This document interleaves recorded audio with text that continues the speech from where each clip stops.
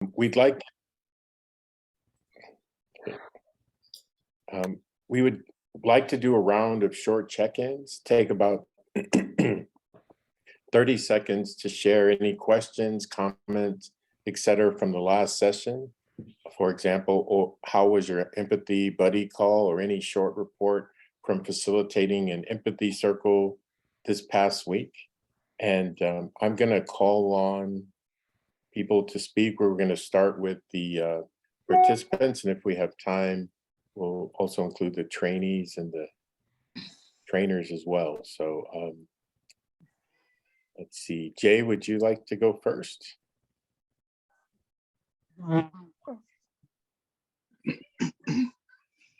Yeah, so we're just doing a check-in right now? Yes. And so you are speaking, and am I listening, or is this just a regular check-in?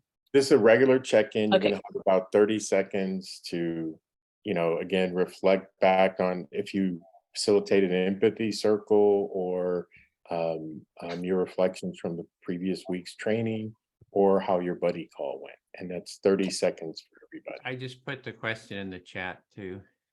Oh, thank you, Edwin. Yeah, it went really well last week. I had a buddy call, or yesterday actually. I had a buddy call with Celine, and it went really well. I didn't get a chance to do an empathy circle. I reached out to a few people to do like a 1-hour listening session, but it was a busy week, so folks didn't get back to me, but hoping to try again for this week. I'll be checking in with folks about that. Yeah, overall it was pretty good, although busy week, but good. Thanks. Is this popcorning it, or actually I'm facilitating it, so great. I'll be picking the next person. Thank you. Okay. Anastasia, would you like to go next? Yes. Next week it was busy for me too, but last week our session it was good for me, and I had the chance to have a bad call, and I didn't facilitate an empathy circle, but I had an hour with someone that I had a pathetic listening for an hour. Thank you, Anastasia. DJ, would you like to go next?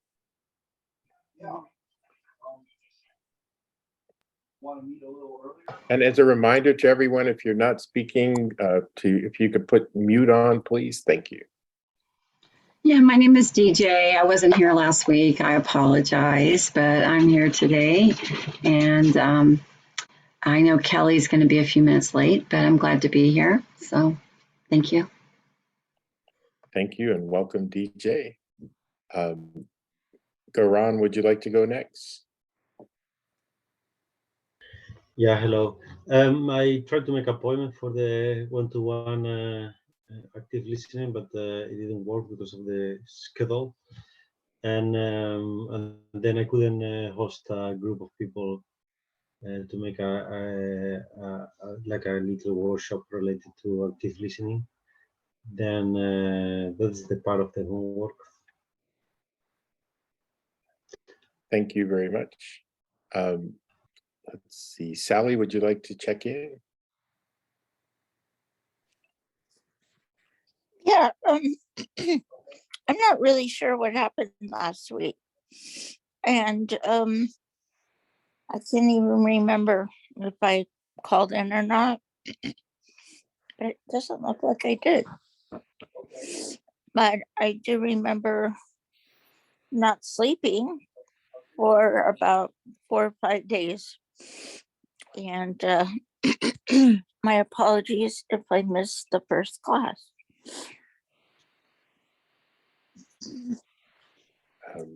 Thank you, Sally. I hope you're feeling better. Ina, would you like to go next? Sure. Hi there. Yeah, I just had such a wonderful experience, and I didn't have my buddy call. But I'm looking forward to that. I did not have also, I wasn't sure that I was supposed to incorporate it in the form of like an actual session of listening and responding. But I did speak to a family member about doing that, actually scheduling something for my family members, like a couple of my family members, regarding a specific topic. So at least we discussed that a little bit. And then I tried to bring it into my life with regard to better communication, but I also didn't do an actual session. And I'm really feeling like I want to be jumping into doing actual sessions. So yeah, thank you. Thank you, Ina. Tonya, would you like to check in? I'm doing good. I have some problems with my asthma, but other than that, I'm doing good. Yeah. So I did send out an email to everybody. And I do have one question. The buddy list, is that being emailed out? I didn't get the email. Yeah, it was sent out.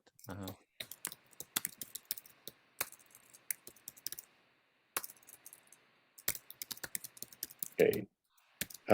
Did you hear that, Tonya? Yes, I did. Thank you. Okay. We'll check, see what happened. Yeah, afterwards, I'll check the email. Thank you. Thank you. Wendy, would you like to check in? Thank you, Dwayne. Yes, I feel really fortunate because I thoroughly enjoyed the buddy call that I had. I had the privilege of having it with Lou, so it was nice to get to know him a little bit more. And we covered a couple of questions that I'd had, and I feel much more reassured about how to. It's something that he's mentioned before, and I think it comes up as one of the questions today about not just using the words that people say to reflect back, but when I'm reflecting back, also incorporating maybe their the messages from their body language and such like. So I feel I learned a lot, and yeah, thank you. Thank you, Wendy. Celine, would you like to check in? Sure. I had a buddy call with Jay, which I enjoyed very much, learning about a very active citizen in my state. So that was enjoyable. And yes, I went away on a little vacation and got to practice my skills with my partner. Yay! And I'm happy to be here today. Thank you, Celine. Anne, would you like to check in? I really enjoyed my first buddy call with DJ. It was really useful. It was good to connect and get to know each other a little. And I've enjoyed my 2 empathy circles that I facilitated this week in Extinction Rebellion. Felt they were quite powerful. Thank you. Thank you, Anne. Larry, would you like to check in? Yeah, thank you, Dwayne. I had a request for adding 3 new empathy circles to my weekly schedule. 2 of them on the topic of spirituality, and 1 on the topic of A Course in Miracles, which I'm very happy to do and happy to share that. And I get to do an empathy circle with family this week. So I'm glad to be here. Thank you. Thank you, Larry. Lou, would you like to go next? Yeah, thanks. I'm very happy to be here. Excited to have the second session today. Let's see, I had a wonderful buddy call with Wendy. It was great to get to know her and just connect and be listened to. And I've been doing lately empathy circles on talking about politics. So where politics and polarization are the topics, and that's been really fruitful. Thank you, Lou. Bill, would you like to go next, or would you like your Sure. Kat to go first? She's a silent listener. Okay. Let's see. Well, Garan and I, because of the time change and everything else, we just haven't have a chance to connect on the buddy call, and that's okay. On Saturday, I visited a friend, 30 years. We had breakfast together, and her husband, who also is a very good friend of mine, we worked in the same place, is dying. He had a heart attack, and he has congestive heart failure, and so he's kind of slowing down. He didn't show up, but it was nice to reconnect with her and send him our good thoughts. So that's where I'm at. Thank you. Thank you, Bill. Linda, would you like to go next?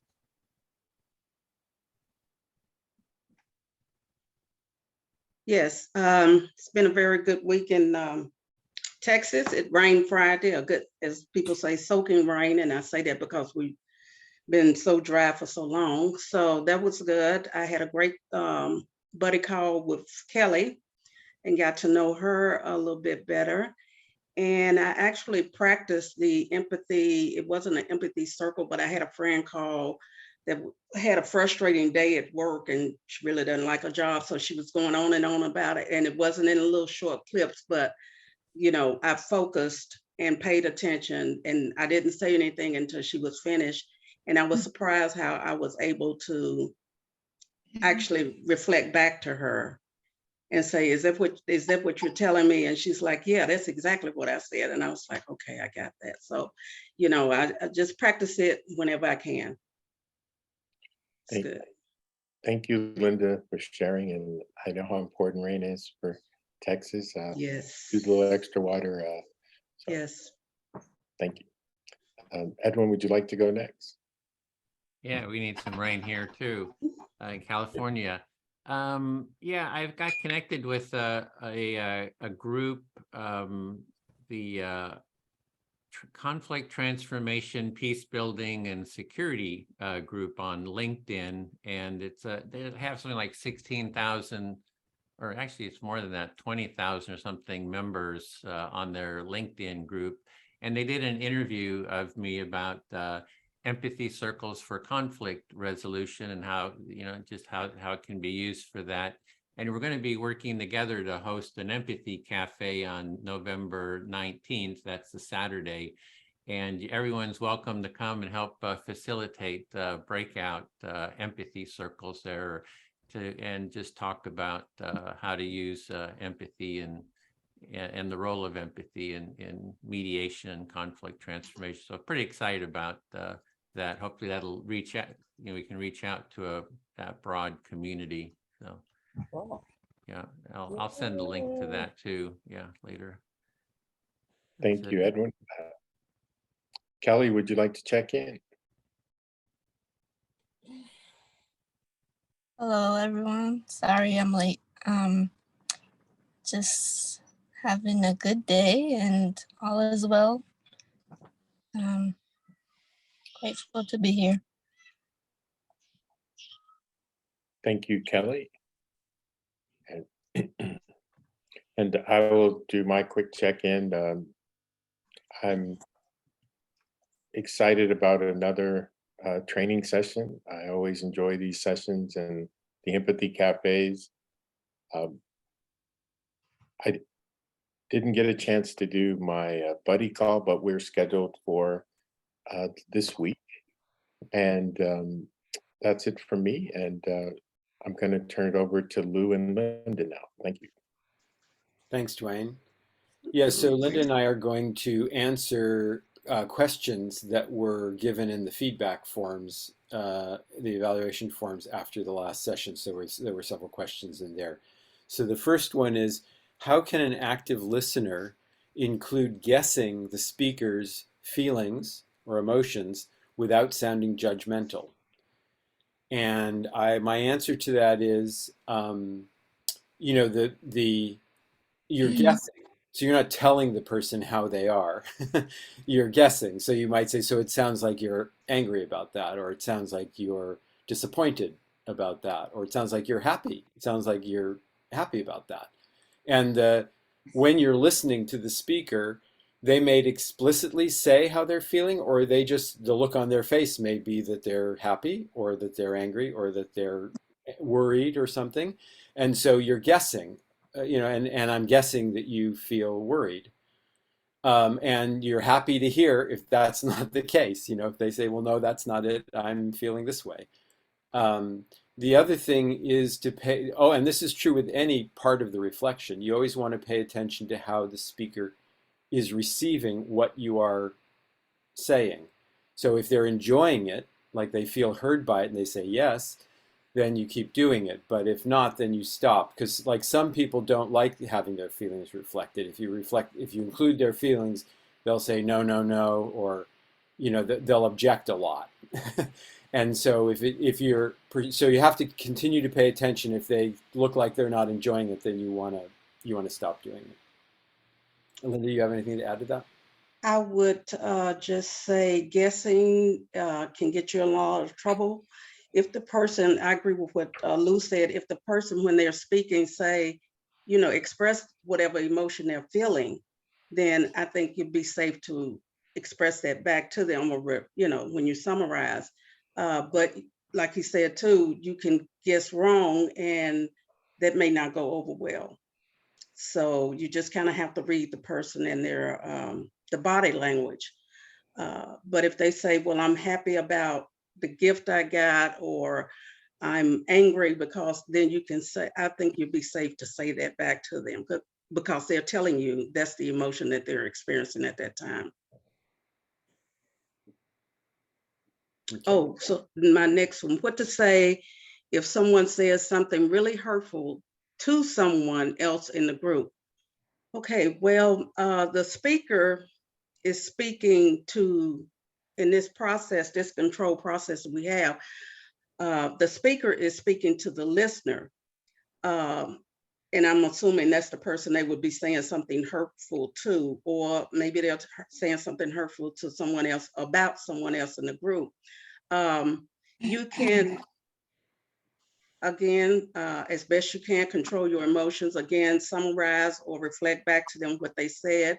And when it's your turn to speak, you can, speak on that if you wish, or you can just let it pass. As a facilitator, again, my deal is you have to read the people, read the room.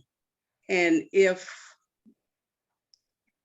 it's really, really hurtful, and it messes with the process, the group, you should say something. I think this is my personal opinion as a mediator. Before a mediation start, I give people rules or boundaries, and I'll say we will not have cursing, profanity, speak over each other, call names, or say disparaging remarks about anyone in the group.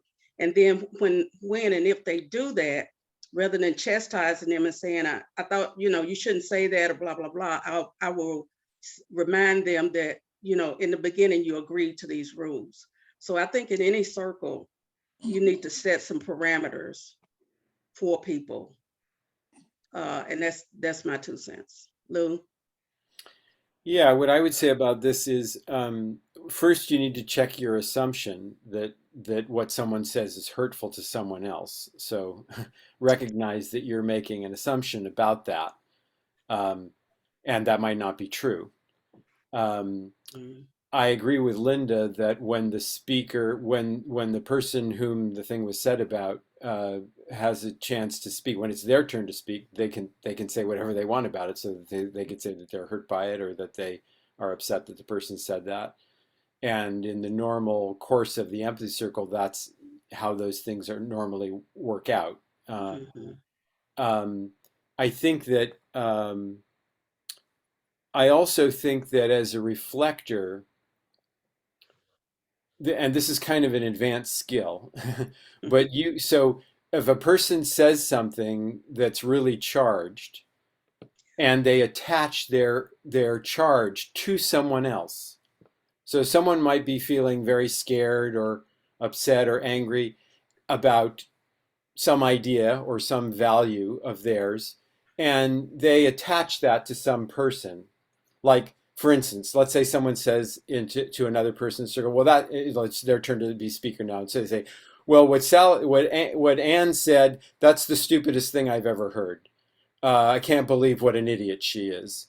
And so then if I were the reflector, I would say, so there's something about what Anne said that's very upsetting to you. And it does not match with your view of the world or how you see things. So notice I've reflected it back, but I kind of detached it from her. And then the speaker maybe would go on speaking about what's so upsetting to them and about their worldview. And now they're continuing to talk about what's important to them, but it's detached from the person, and it's not so much a personal attack. So that's kind of an advanced skill, but I thought I'd mention it. Dwayne has something to add. Yeah, Dwayne. I had a really an interesting experience, and I've mentioned it before, where there were 3 of us in an empathy circle, and one of the person was using really shared a really sexually explicit, in my opinion, experience that they'd had in the previous week. And it appeared that they were addressing it to the other participant in the group. And actually, she perceived it as being directed towards her as well. And so for me, when I reflected back what the person was saying, to use your word, Lou, I took the charge out of it and reflected it back in a really a less provocative way. Mm-hmm. And that actually helped to balance out the situation, and we were able to move on beyond that. Okay. But it was really challenging at first because I was really I was surprised when the person started sharing this experience, and it was really important that that I didn't react, and that I maintained the space of safe space and just reflected it back in a different way, and so that we could move on. And then afterwards, during the debrief, we talked about things that may or may not be appropriate in an empathy circle. And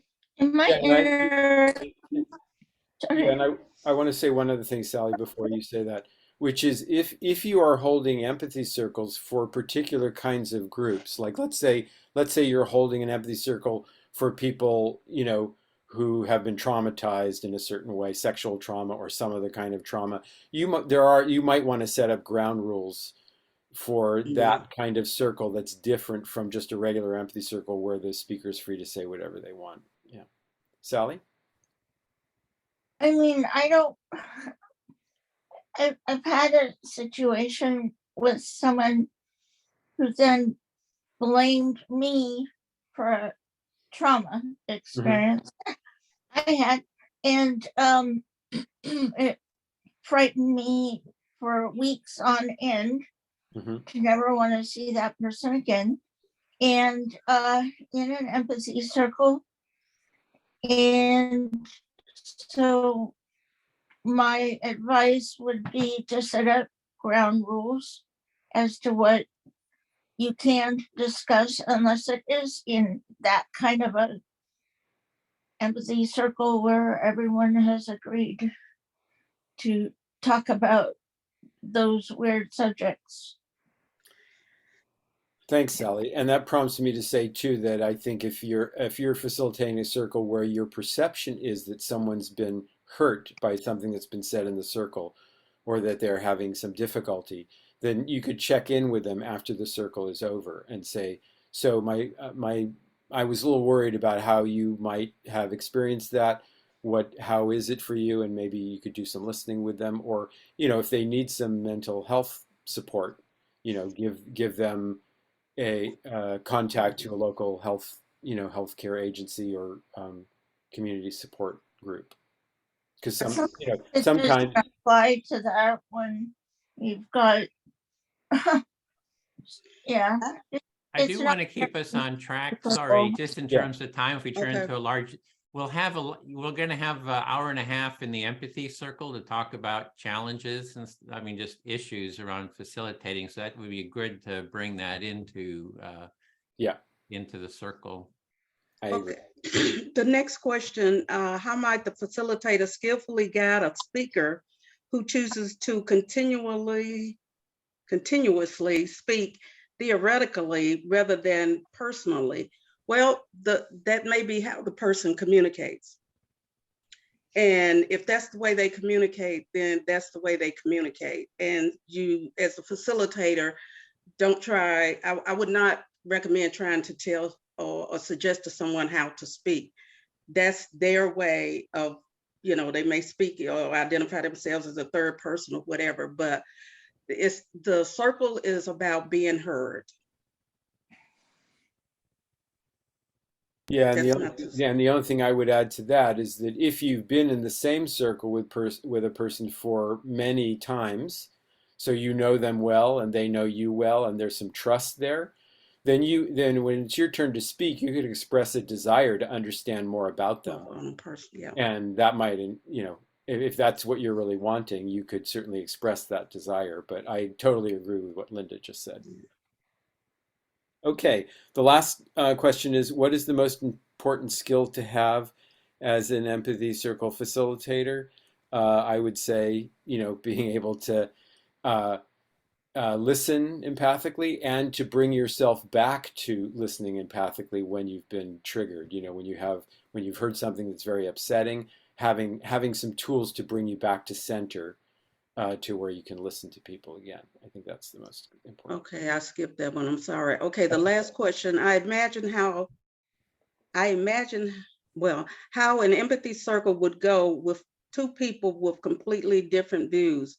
I would love to participate in one of those circles, but again, the purpose of a circle is for the speaker to be heard. It's supposed to be a safe place where an individual can speak without judgment or criticism or, receiving disparaging remarks because of their opinions or whatever. So to keep the process authentic, the person can speak, and when someone else with a different view has an opportunity to speak, they can speak as well. Now, sometimes, and I gotta go back to the other question we had about people using explicit details when they're telling a story. I think that's one time when you probably would not want to parrot back to them what they said. As Lou said, summarize it, decharge it. That's what I call it. So that would be a way if you're in a circle with people with opposing views. And the only thing I'd add to that is it's really interesting to see what happens when two people who have very different views have to actually reflect back to each other what they're hearing. Yeah. That has an impact on them. Yes. Celine, you wanted to say something? Yeah, don't underestimate the effect of somebody's really being heard. That is so valuable to folks. It changes things. Yeah. Okay. Thanks everyone for your questions. Good questions. Very good question. Yeah. All right. And next are we going into the rooms? I think I'm going to be talking about what we're going to do next. Yes. Correct? Yes. Okay. So we're going to go into our. DJ going to be doing it? Were you set to do that, DJ? Your Celine was a backup. All right. Great. Thank you. Okay, so today in the breakout rooms, everybody who is a participant and new to the empathy circle practice will have an opportunity to facilitate their own mini empathy circle. We will go into our breakout rooms to give you each time to practice facilitating a mini empathy circle. The context is that you are facilitating an empathy circle with people who are not familiar, who are unfamiliar with the practice. So you're going to go over, there's a cheat sheet, I think, that Bill's going to put in the chat for everyone. And I believe that cheat sheet is pretty accurate, though there might be a few little adjustments there. But it's basically explaining the steps. So you're going to introduce how to practice. You're going to set the topic. The topic's going to be, what are your thoughts and concerns about being an empathy circle facilitator, or whatever is alive for you. The time for the speakers will be 3 minutes, and the facilitator is the first listener, and then you end with a feedback debrief, which will be a short feedback time for everyone in the circle to talk about how it went for you, and you get to talk about how the experience was for you as well. So everybody will get a chance to do this. So it'll be divided up over the hour and a half. So participant 2 will repeat that, and then participant 3 will repeat that. And then there'll be a large group debrief of 5 to 10 minutes. Did I leave anything out, Celine? No, I don't think so. I think you got it all. Thank you. Okay, so I put the question into the chat as well, and we have more trainees and trainers and less participants than usual. So there may be only one participant in the breakout room. So you'll have like a whole hour, almost an hour and a half for your circle, or the group can sort of change things up the way you think it is needed. There's going to be one group with just one participant and 2 trainers and 1 trainee. There'll be some groups with just 2 participants. So anyway, you'll have to work that out in the groups when is there. So we're going to go for about an hour and 25 minutes, and I'm going to check, make sure everybody's here. And here we go. Any questions before we go into the room? All right, I think we're all set. So,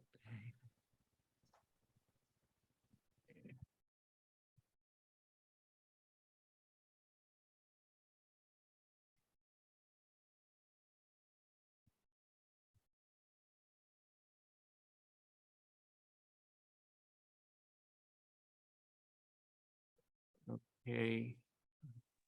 So there's 2 trainers in this room, and Dwayne, and then Anastasia actually was supposed to be moving to room 2. Somehow she hasn't made the transition. So, are you here, Anastasia, or are you? Sometimes when you're on a cell phone, it doesn't quite move right. So hopefully she will make that transition.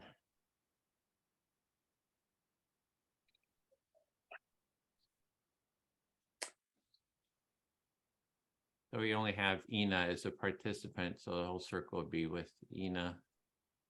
Okay. Does that mean that we would have Ina facilitate the entire? Yeah, it gets a whole hour and a half. Oh, she looks really excited to hear that. Or if you want to, or one of us can do do it too. For if you want us, I'm glad to model it or something. Or if and Ann Dwayne, you're to. going to be the overall facilitator, aren't you, of the room? Yes, I'm going to be happy with that. Yeah. So we can go ahead and get started if that's okay. Edwin, would you like to? Well, let me ask you, Ina, are you comfortable facilitating for the entire approximately hour and a half? From your perspective, what do you think what would be best? I guess I would ask. I can do it. Yes, I'm open to doing it. Or willing Okay, to. then. Excuse me. Go ahead. No, that's it. I would recommend taking advantage of the opportunity to facilitate. I'm sorry. Oh, yeah. Hi. Yeah, Anastasia is supposed to be moving to your room, but somehow she's having trouble moving to your room. I'm not sure. I thought it was Jay. Jay? Yeah. Oh, yeah. She was in another room. Did you want her in your room? Was that? No, I thought that's what you had put down there. So I'm looking for this other person. So it's Anastasia. She should, oh, she's in your room now, I think. Yeah. Okay. If all she's right. not, come back and this is the sort of the organizing room too, the weight room. So people might be Yeah. coming in and out of this room, just to give you a heads up. Okay. I'm sorry. Are you able All to right. move back, or I don't know how that Yeah, works? I'm trying to find, my screen went small, so let me find.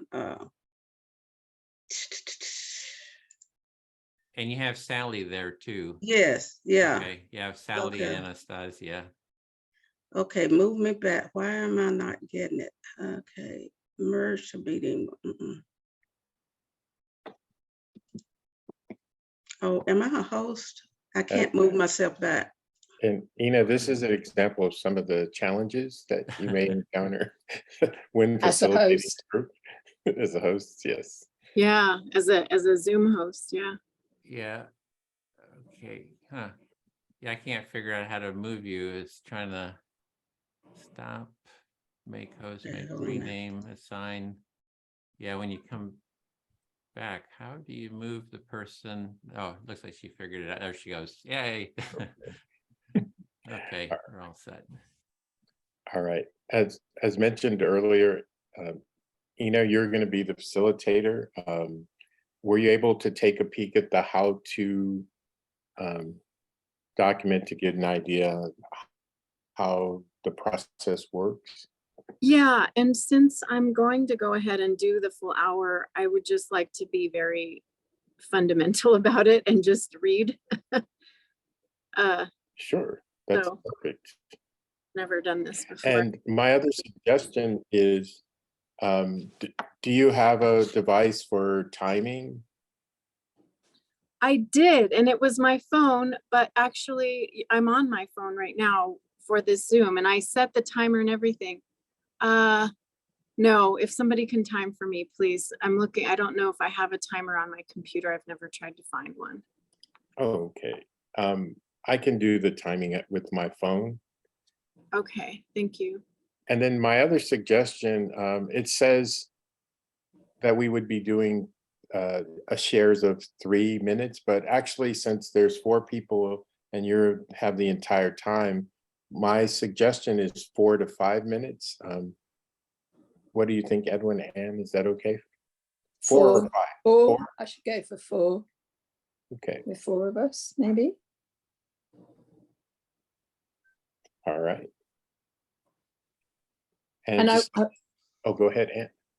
I just wonder if it might be helpful for Ina to if one other of us also does the how-to, just for her to experience another person's way of doing it as part of the learning experience at some point. If I understand you correctly, Ann, you're suggesting that someone just gives an example of the how-to, and then gives Ina a chance to do her how-to after that?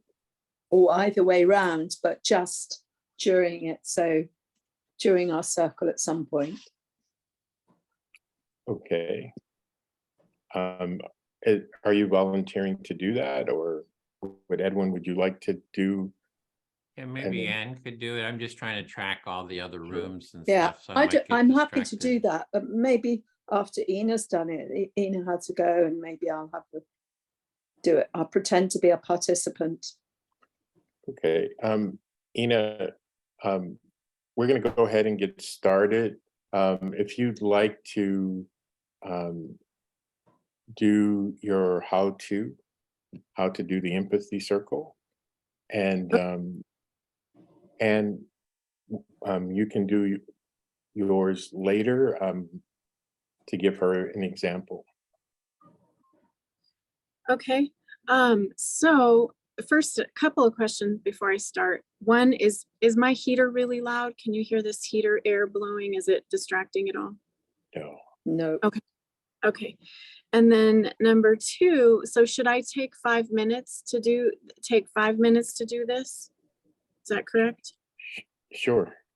So Or this whatever amount of time you take is okay. It doesn't, Oh, just go ahead and do it. Okay, because previously it was participant 1 would be 30 minutes, but since I have a whole hour, we kind of have a little more flexibility with time, right? Yes. Okay, I see. Okay, so I'll go ahead and start. um, pretending that you all don't have no idea of what we're doing today. So in an empathy circle, given that we have 4 participants, we'll go ahead and break up each little round of the empathy circle, so that into 4 sections.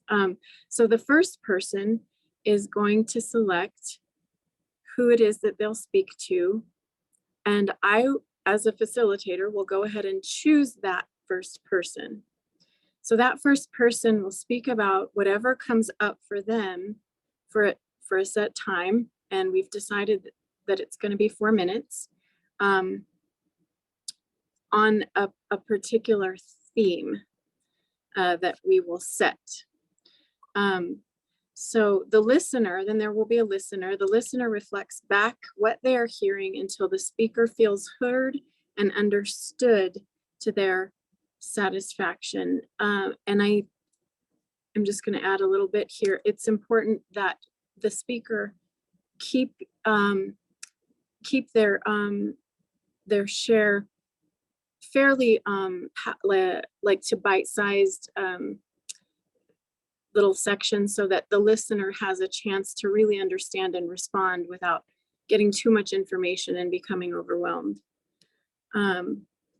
So after the listener reflects back, then it is the listener's turn, or reflects back what they're hearing. Yes. And the speaker feels heard and understood to their satisfaction in that exchange. Then it's the listener's turn to select who they are going to speak to, and for that new listener,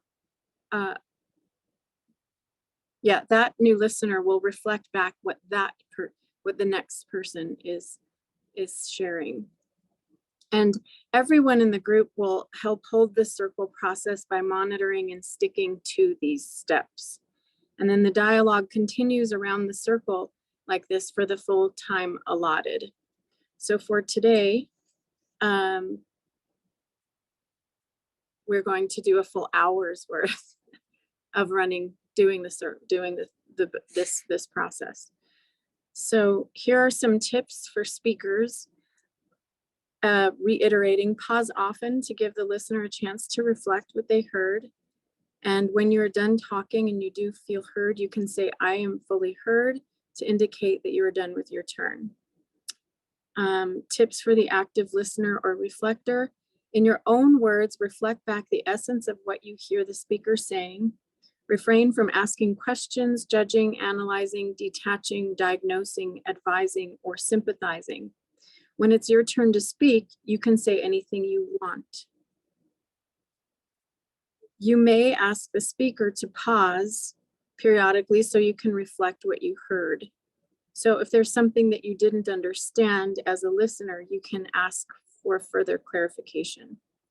And the bystanding silent listeners will listen and be present to the exchange between the speaker and the active listener and reflector. And then you will soon have a turn to actively listen and speak. The group may choose to have a discussion topic or question to address in the circle. And there's a website to learn more about the empathy skills, cultureofempathy.com. So I believe that I have completed that explanation. The only thing that I don't have is the topic. And I know that the topic was listed. I think the topic is today, what questions or what concerns you might. Chat. Oh yeah, what concerns? Well, let me see. I thought it was what concerns you might have being an empathy circle facilitator or whatever is alive for you. Yes. So I choose, do I pause? So it's my turn to choose, or do I go ahead and speak? Well, as the first, as a facilitator of the group, you're usually going to be the first listener to model the reflective listening practice. And then you can choose or you can ask for a volunteer to be your first speaker. Oh, okay, okay. So I'm the first listener, right, right. Okay. So I would like to choose, who's in, Dwayne, to be the first speaker. Thank you. I'm happy to be your first speaker. And I'll also be doing the timing, and so I will begin now. Oh, I'm sorry, Dwayne. Yes. Can I interrupt you? Sure. I was just looking at this template for this section, and I was wondering if I should get feedback on my delivery of the how-to. Yeah, we will provide feedback on the delivery and also in your facilitation after we finish the session. Okay, okay. Yeah. Thank you. So yeah, if you want to begin, I'm sorry. Okay, no, I was waiting for you. Okay, thank you. I will speak to the question, what are my thoughts and concerns about being an empathy circle facilitator?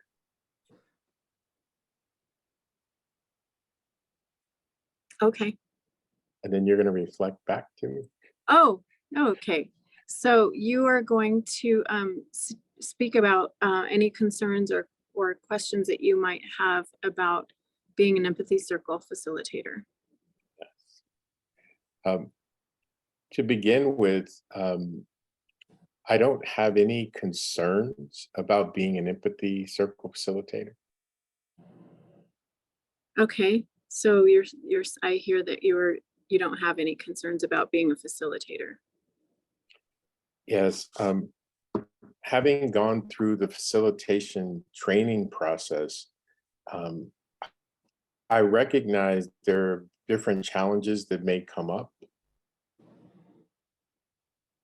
Okay, so having already had this experience and you know the process, you already have a sense of challenges that can arise. Yeah. I think it's really important for me as a facilitator that before I begin the facilitation process, that I take a moment to make sure that I'm mindful and present.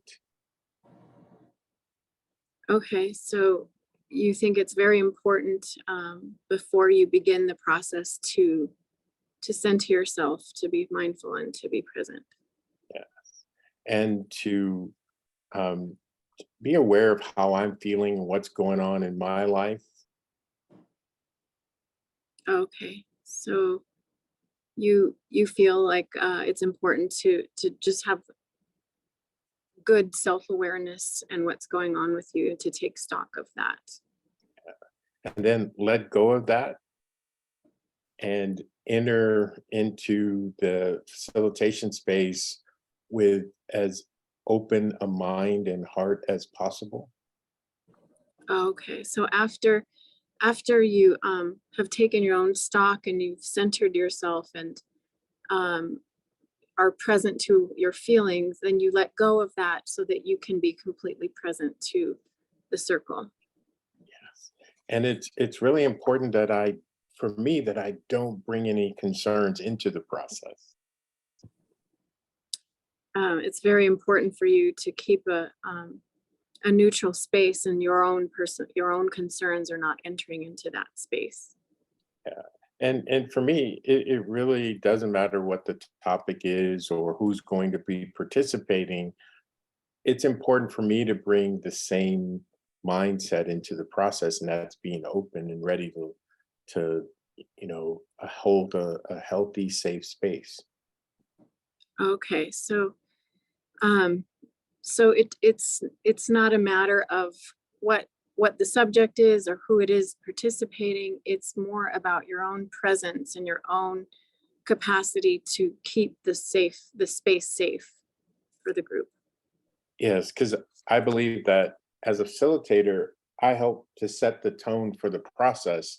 And so it's really important for me that I show up, that I'm present, and that I remain present throughout the process with an open mind and an open heart. Okay, so as a facilitator, it's very important to you to be open and to be present, to be fully present with an open mind and an open heart to the process. Yes, and my time is up. Thank you, Ina. I feel fully heard. Okay, thank you, Dwayne. Thank you for sharing. You're welcome. So now it is my, wait. You'll I'm become sorry. the next speaker, Oh, I become the next speaker. and then you're going to pick someone to be your listener. Okay. All right, so I am going to speak, and Anne, would you please reflect back? Love to listen to you. Yeah. Thank you. All right, so I am going to speak on my concerns about becoming facilitating an empathy circle. Yeah, so you're going to think about your concerns about facilitating an empathy circle. So right now I feel very, very supported. I feel like I have training wheels on, and I also feel a little bit on the spot, and that's okay because I'm grateful to be here learning. So you at the moment you feel so supported that it feels like you've got training wheels on, but you do genuinely feel supported, and that's okay because you're here for learning, and you do feel a bit on the spot because of this. Yes, but I am excited, and I know how important. I already have had the experience of the power of this process, and so I'm just so excited and grateful to be learning how to offer that in the world and how to bring that into my relationships and different scenarios in life, professional and personal. So you really are, I sense you're speaking with a real passion, that you're actually really genuinely excited to be doing this, and you have this passion that you've seen the power of the circle, and you're excited about bringing this into the world yourself. Yes. And right now I'm thinking about my very first empathy circle, which I have planned with a couple of family members. And I'm already thinking ahead about I'm imagining in my mind how it, that this is, how it's going to happen. Yeah, so you've already been planning a circle that you're going to do with 2 family members quite soon, I gather, and you're engaging with how that's going to be. Yeah, and the concerns that I have are learning how to read the room and learning how to keep how to have that neutral space and reflect back without any triggers. I'm a little bit concerned about that. So there are 2 things that you're a bit concerned about, and one is reading the room, being aware of it, but the other is like holding a neutral space and not yourself getting at all triggered. Yeah, and I'm a little bit also concerned about like losing control, I guess, or being too perceived as too controlling.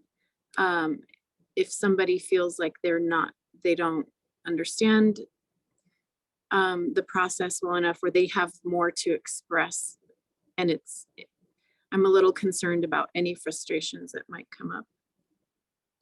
So you've also got concern about not being in control, losing control of the space, but also being perceived as being too much in control, particularly when people are new to the process and finding their way. Have I got that? Yes. Yeah. Thank you. And that was time. Okay, that was time. Did you know? Yeah. Still Dwayne. Oh, I 50 can't, I'm on my phone, so I don't see everybody in the group. Oh. Oh, here, now I can. Now I can see everybody. You have time for your final thought. There was actually 30 Okay. seconds left when I held it up. Thank you. Okay, so yeah, I feel like I've been heard. Thank you.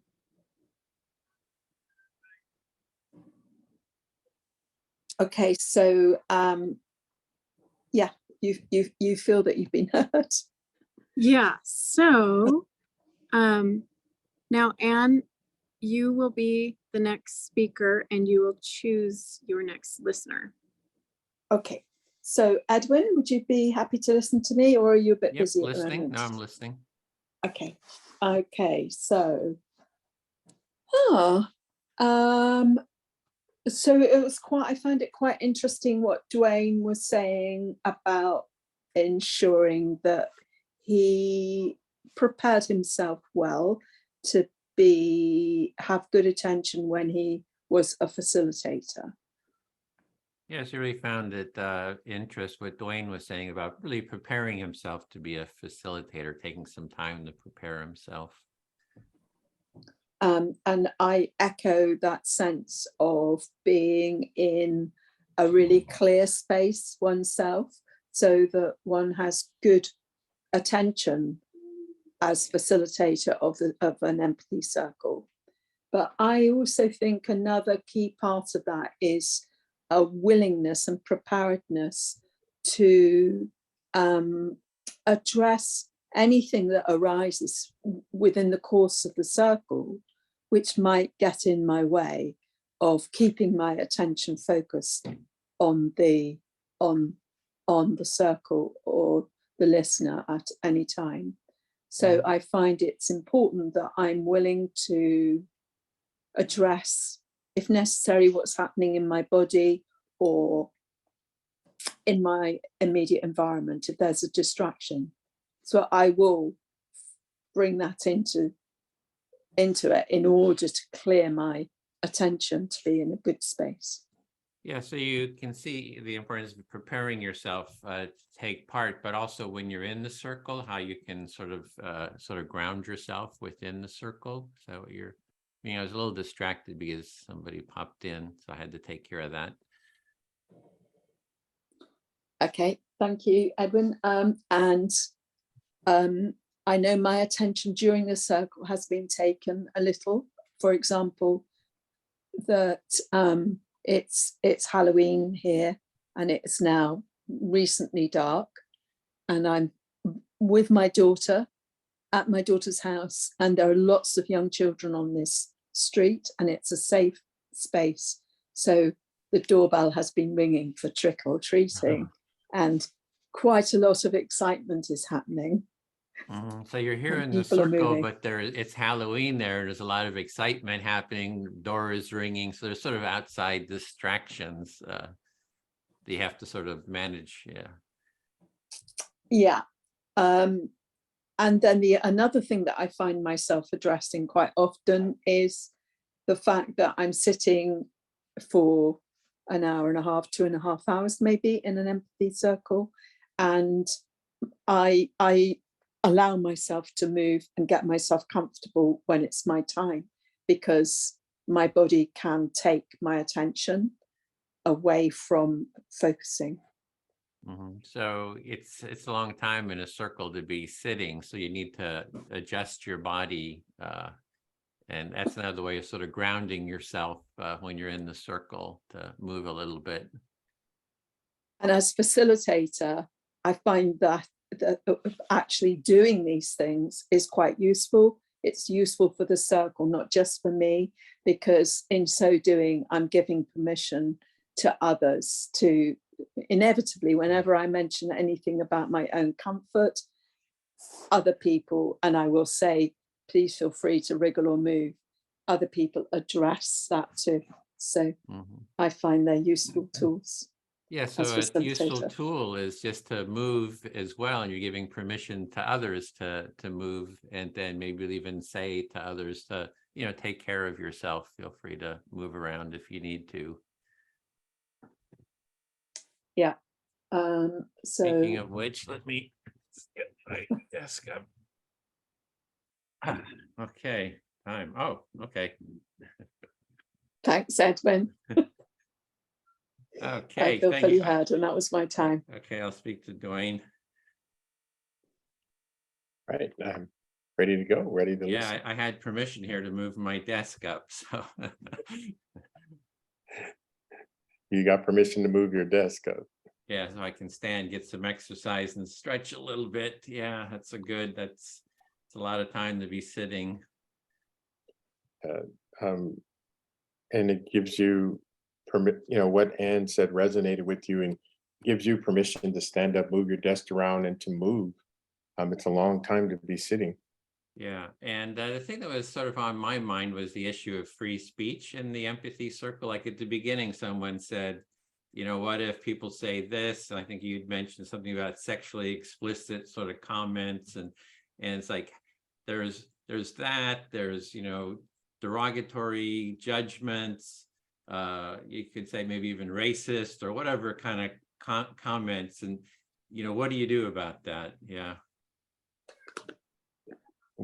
What's alive for you right now is what was shared earlier, and you've been thinking a lot about free speech, and you mentioned some of what I had shared about someone sharing something was sexually explicit. You also thought about derogatory comments or things that people might say that are perceived to be unhealthy, and that's something that you've been thinking about. Yeah. And I'm sort of a free speech advocate that when you're in the empathy circle, say what you want. It's like, I don't like to put those restrictions at the beginning of it. It's like, as long as you're following the rules of, the time, the reflection, feeling heard to your satisfaction, that's what's important. And whatever kind of comes up is fine. You're a strong free speech advocate, and so in empathy circles, as long as the person who's speaking is following the process, you believe that they're free to share whatever they'd like to share during this process. And I've had people who have just been really full of anger and rage and directed at someone else, like, yeah, I'm just so angry, and then the person just recognized, I'm hearing you're feeling angry and upset, and it's like suddenly all the anger and upsetness just sort of disappears, because once people are heard with whatever, it's sort of they say, oh, I can say whatever I want, and they feel they don't have to be so aggressive, and it sort of grounds them more, or de-escalates. De-escalates. You believe in the power of people feeling fully heard, and you gave an example of where you've been in circles where people were incredibly angry and they're putting that anger into what they're sharing, and during the process of having that reflected back to them what they're expressing, it actually helped to bring some, and I guess some calmness to the process, and they began to tone it down a bit after they felt like they were being heard. Yeah. Yeah, and also when it's your turn to speak, you can say anything you want. Like, I really don't like the way you're talking, right? I don't really like what you're saying, right? And so when it's your turn to speak, you can be as respond as you wish to someone else, and actually call them on what they said, and then they'll, it'll be a reflection of that. So one of the things that you pointed out about the process is that when someone, if I'm not fond of what somebody's saying, or as you said, I don't like what somebody's saying, I can reflect it back. I can speak to that when it's my turn to the process. And that's one of the benefits of the process, that everybody gets a chance to speak, and they can speak directly to what's alive for them or what they're feeling. And that's really important. Yeah, because that if you say at the beginning, well, there's certain things you can't talk about, then it's like, at what point, how do you really hold that? Like, it's like it can keep building. Well, don't say this, don't say that, don't say that. And it just becomes almost like a cancel culture in terms of this free speech. And I think it's important just for people to be heard, for them to sort of move through whatever they're dealing with. And I think that's why my time too. And you think it's important, Edwin, that in the beginning of the process that we don't narrow the parameters of what people are able to speak to, because there's a point where if we keep saying you can't speak to this, you can't speak to this, it really narrows what can be said in the process. And it's really important for you that the empathy circle doesn't become a part of the cancel culture process. Feel fully heard. Thanks, Dwayne. Thank you, Edwin. Ina, would you like to be my listener? Yes. A lot of what's been shared here today resonates with me. You're feeling a resonance here with what everyone's sharing. Yes. And I remember when, Anne Riff shared that it's important to be aware of her body and to what's going with her body, what's going on inside of her, and feeling comfortable speaking to that if it's something that's alive for her at the moment. You're remembering back to what Anne shared, and you see that it's important, as she stated, to even speak on it, what's alive for you physically, if necessary, or whatever is going on with you. I guess even if it's physical. Yeah, and I think for me, I agree, and I think that when I go through my process of being present and being mindful, it opens up the possibility of me sharing what's alive at that moment in a healthy way. Okay, so when you feel that when you are truly present to the situation, it opens an even greater possibility to go even further into the present moment and what you're feeling, what it is that you're feeling. Yes, and because again, as the facilitator, I think it's important that I model really open, healthy behavior for the process, that I communicate in a safe and healthy way. So as a facilitator, you do feel the responsibility of modeling healthy communication so that everyone feels safe and is experiencing this process in a healthy way. And that includes, there may be something that comes up that I'm passionate about or that deeply resonates with me. And so by being mindful, I think I can speak to those things in a really healthy way. Okay, so I'm hearing that being a healthy coming from a space of health is very important to you. And so when you have something that comes up that drives passion, or that is passionate for you, or is a little maybe on the intense side for you, it's important for you to be present so that you can communicate and process through this all and provide a model in a way that's very healthy. Yes, and I didn't use the word intense. I use passionate, and because I think for me as a facilitator, it's important that I use language in what I perceive to be the healthiest way possible. And so for me, how I communicate my message is also important in the words that I choose. Okay, so languaging is very important to you, and you didn't use the word intent because you're not seeking to add your own intent to the situation, but languaging and using like healthy languaging is what I'm gathering from it. It's a little bit different. What Okay. I said was, I didn't use the word intense. I used passionate. I believe in the power of intention, but I used intense. I didn't use intense because, and my time is up, so I'll summarize quickly.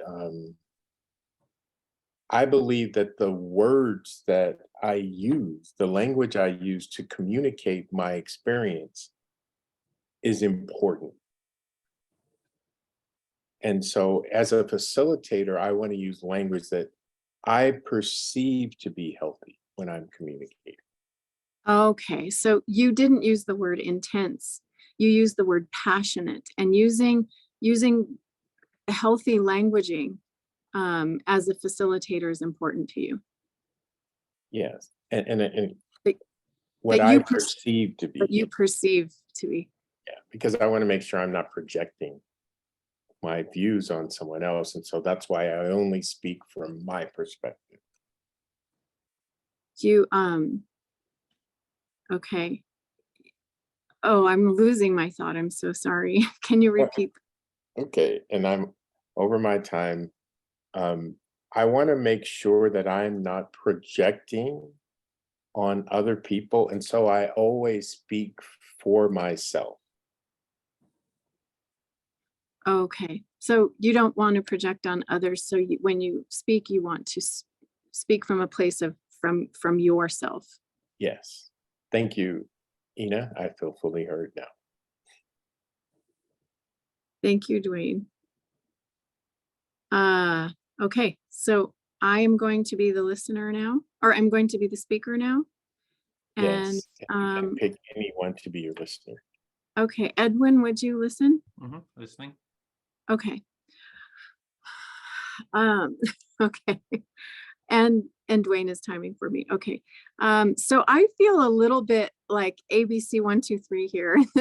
I'm like, I feel like I want some I feel like I'm the student here, and I'm like feeling a little bit vanilla as far as like nothing really extreme is coming up for me right now. Yeah, so you feel like the student here and nothing real extreme, so like no real extreme topic is coming up for you. Yeah, I don't feel like there's a great emotional charge that I have personally that I'm like, oh, something I'm really just trying to understand the process right now. Yeah, there's not like a real strong emotional charge that you have. You're just more into trying to understand what the process, how the process works. Yeah. Yeah, and I have to say I'm a little afraid. Like it sounds I feel like maybe it sounds silly, but I feel like I'm I'm judging myself as maybe being a little bit boring. They have some self-judgment about being boring. Yeah, I have self-judgment about being boring. But something else that's come up is that this is reminding me a lot of Meisner technique, which is an acting technique where you're kind of going back and forth, repeating, like it's called repetition. So you're repeating what somebody just said. Oh, so this process reminds me of the Meisner process of repeating back. It's an acting process of repeating back what the person said. Yeah, yeah. So suddenly I'm just feeling like I wonder what the parallels are, because I thought I was a great listener because I had a lot of Meisner training, but but I feel like even with all of that repetition, there was, it wasn't a foolproof listening training experience, I think. Yeah, you thought you were a really good listener because you had that the experience, a lot of Meisner listening experience, and now you're not so sure about your listening skills, or I'm not quite sure I got that. I feel, well, one thing is that I realized last week that I had this whole experience of like this breakthrough of like, oh, this is how I've not been listening in my relationships. And so it brought up a lot of shame for me. And I did think back to Meisner technique and like, I should know this by now. Why is it that this is remediate, like it's like I'm relearning how to be a listener. At this point in my life, I feel like I should just know better. Yeah, so you're feeling some shame that you, like from the last circle, that you felt you weren't as good of a listener as you thought you were, and it's bringing up some shame about that. Like, hey, by this time, why aren't I a better listener? So just feeling a little shame around that. Yeah, but it's so important. And I'm grateful to be exercising basics, returning to fundamental concepts, and realizing the impact, the greater impact, not only in artistry or craft, but in life. Yeah, I'm hearing some gratitude to really come back to the basics of listening, and because it's so important in artistry, just the basics of, I guess, relationships in life. Yeah. Now Yes. is the time to. And I feel heard. Thank you. Great. Anne, can I speak to you? Yes, sure, Edwin. Yeah, I was hearing some talk about, preparation for the circles. And one thing, the reason we do the empathy buddy calls is it's a form of preparation. So you're hearing that part of what we're talking about in the circle is about preparing for the empathy circle. And you want to bring in empathy buddy calls because you see that as part of preparing. Yeah, so have you frozen, Edwin? Is it me? It's you. It's you're breaking up there. Something must have happened to the connection. Give it a second. I think, or is it me? No, I see Nina moving. No, so not you. Okay, Anna, you there? Or maybe she might have to drop out.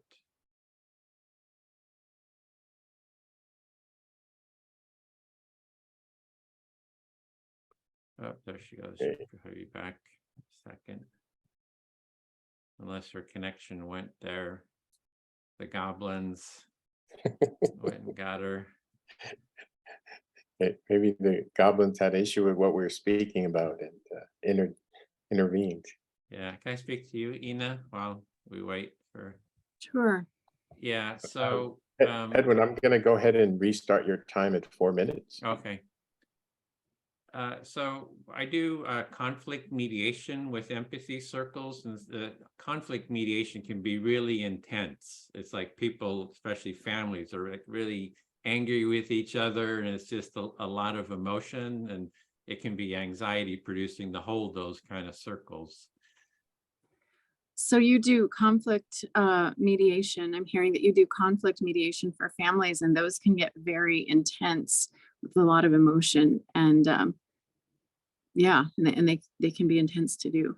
Yeah, and one of the steps to do is have an empathy buddy call beforehand. So you have your empathy buddy, a fellow facilitator, and you can just speak about any anxieties you have, like, oh, I'm doing this empathy circle and I'm really nervous about it and feeling a lot of stress about it. And you just get heard, for like half an hour with your empathy buddy.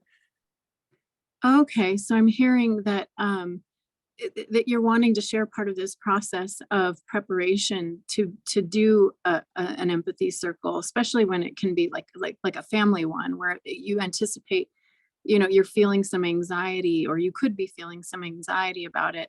And if you prepare beforehand with a buddy call, then you can get some of that stuff out and share about how you're feeling as maybe part of the process of preparing. Exactly. Yeah. So it's a really good, that's really one of the reasons we're doing the buddy calls, is so that you have that skill and that experience to sort of prepare yourself. And then also afterwards to have a, you know, post session call to sort of debrief, because it's like, oh my God, all this stuff I just went through. And then you've got your process to sort of clean that up emotionally too.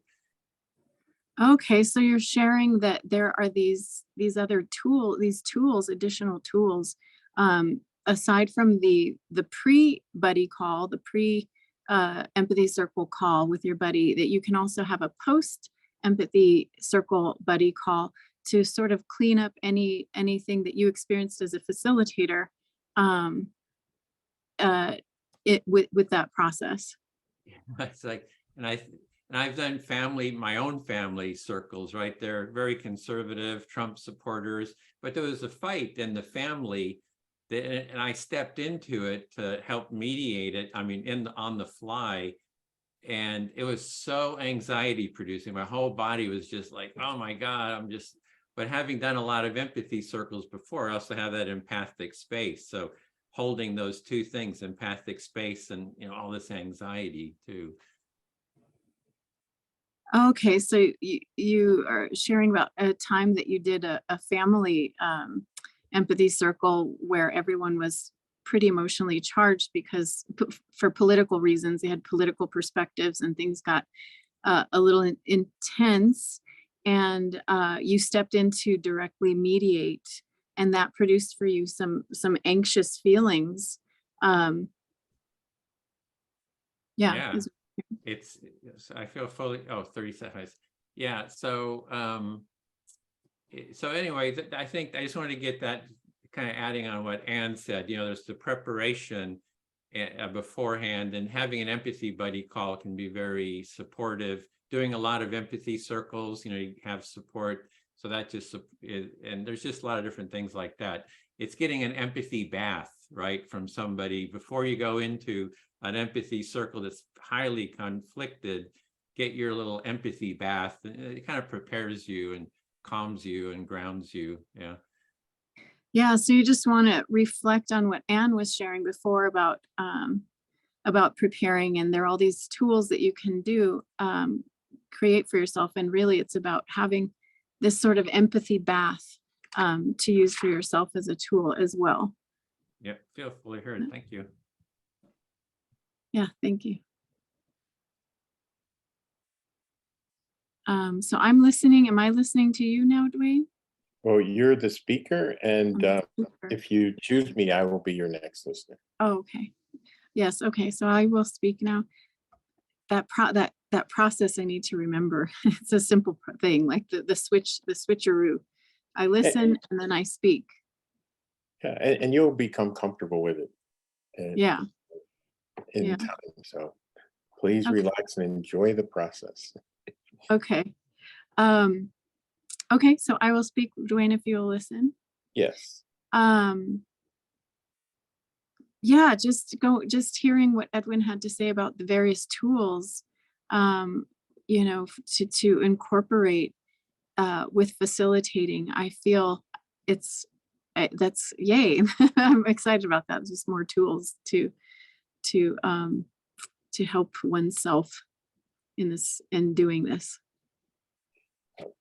You appreciate what Edwin shared with you a moment ago about some of the different tools that are available to you to help facilitate this process, pun intended, to make it easier for you. Yeah. And I'm feeling concerned about where Anne went. I'm like, is Anne coming back? Where is she? Is she okay? I just am feeling her absence right now. You also want to acknowledge that you're concerned about what happened to Anne.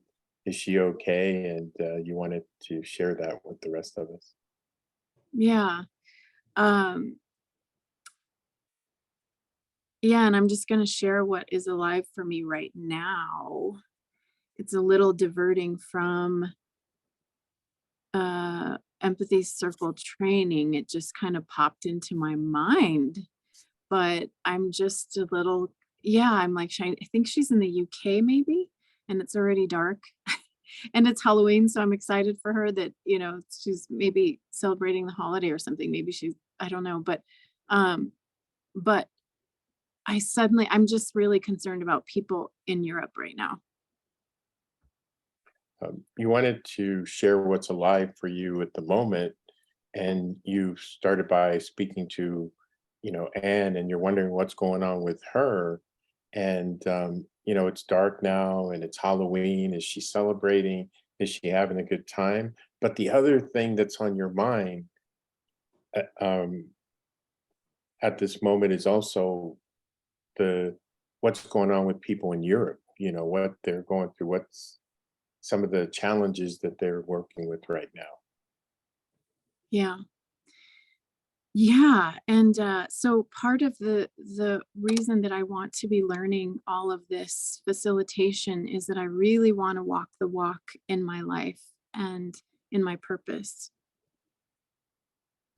Part of the reason why you're interested in learning this technique, why you're doing the facilitation training, is you want to be able to demonstrate in your life that what you believe, and you want to be able to show this in how you interact with people in your day-to-day life.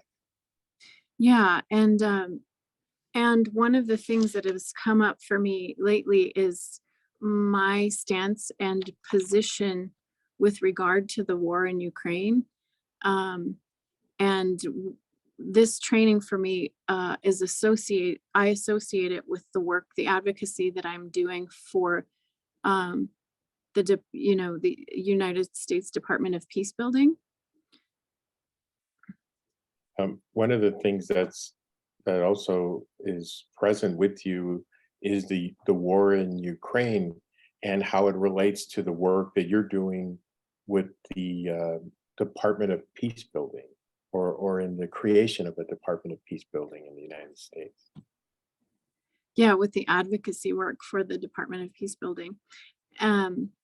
And there was a question about recently, what is the department's official stance on the war in Ukraine? And so I was like, oh my gosh, what is it? What is it? And I also speak Russian, so I really feel like I feel very close to this for whatever reason. I feel very close to what's happening, and I want to be able to speak to it and work with people and teams to address it and to start. And basically, I feel that I'm really feeling talks as an important part of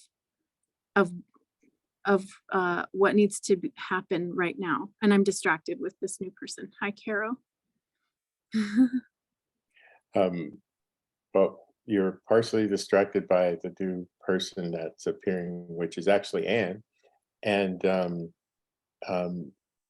but also you spoke to the advocacy work that you're doing with the Department of Peace Building, and the position. Recently you were asked, what's the position of the Department of Peace Building on the war in Ukraine? And it's something that, that's a good question. It was a good question for you, because the Department of Peace Building hasn't put out a statement about their position. And this is something that you're very passionate about. You actually speak Russian. And so this issue is something that's very near and dear to you. Yes. And I wasn't directly specifically asked as an individual. It was a question that came up in one of the calls. And so I'm excited to be working on it. I jumped up, I'm like, okay, we gotta address this.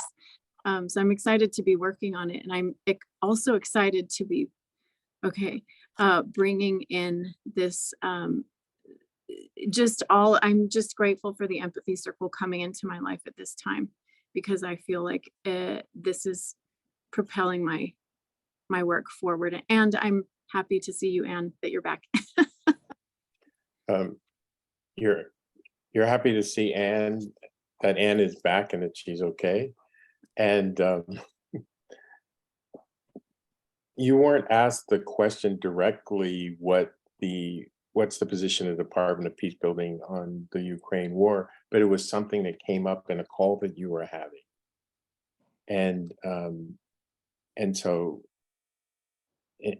it's also important for you that you're being a part of this empathy circle process and the facilitation training, because as you mentioned earlier, you think talk is something that's going to be really important in helping to resolve the issue or bring the war to Ukraine to a close.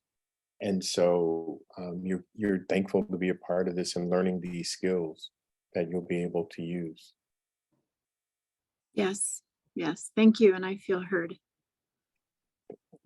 Thank you. I was also a tiny bit distracted, so I wanted to make sure I got as much as possible in. Yeah, just a heads up, Anne is just struggling to get in. She's been trying to get in, and then it must be something with her connection. So now I'm the next speaker, and Edwin, would you like to be my listener? Listening. Okay. Interesting. I think about, what Ina was saying just a moment ago resonates with me in terms of the importance of talk. And then I would add listening in resolving a lot of the challenging issues in the world. Yeah, you want to build on what Ina was saying, that you really find the importance of talk and listening just for addressing issues in the world. Yeah. Having a conversation where people who have different views of an issue and giving them both the opportunity to be heard is so important. Yeah, it's so important to give people the opportunity to be heard on the different issues that especially if you have different views. But the other thing, for me, there's another connection to this, and that's the importance of what I'm speaking and listening to myself also plays a major role in these issues. Yeah, it's not just listening to each other, but how do you listen to yourself? And that's really important too. Something that you're really finding important. Something that's always alive for me is I believe that I view the world based on how I think and I speak about the world. And what's alive for you is that you believe that how you think about the world is it's like a filter that you look at the world through this filter, and you want to look at that filter that you have. And it's really important that I have awareness of this, because I believe that I'm experiencing the world through my own self-esteem, that my reality exists here in my head. Yeah, and you see that it's about your self-esteem and the reality that is in your head. And so for me, it's always important that I have an awareness of the language that I'm using at all times in my life. So you really want to be aware of the language that you're using at all times of your life.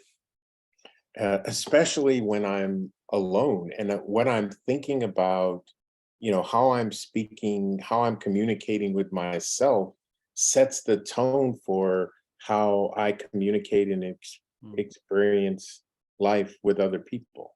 So you're really looking at how you're sort of having that self-dialogue, because that really affects how you relate to other people. So you really wanting to look at that yourself. And so for me, I'm on a journey every day of learning how to be a better person, how to be more kind, how to be less judgmental. And all of those things begin with how I'm treating or relating to myself. You want to treat yourself with kindness and care, because if you do that, then you'll treat other people that way. So it starts with applying those qualities to yourself. And one of the things I enjoy most about empathy circles is, in addition to reminding me about how important it is to really listen to what other people are saying, it's even more important for me to listen to what I'm saying first, which gives me a greater capacity to hear other people. Yeah, you're appreciating it in the empathy circle. You're just seeing the importance of listening to yourself first before you even listen to other people. And that kind of builds your capacity. Yes, thank you, Edwin. I feel fully heard. Okay, then speak to Ina. Okay, I'm listening. Yeah, I like that concept of the filter that Dwayne is talking about, because I see that inner filter as an empathy filter, right? There's an empathic way of being that we can look at the world through that empathic way of being. Yeah, so you're picking up on what what Dwayne just shared, in about this filter, and that you're seeing it as an empathy filter. And I think I missed the end part of it, but that empathy filter gives you a sense of the way that you're seeing the world. Did I get that right? It's like, it's how you see the world. So the empathy filter is, so there's the war in Ukraine.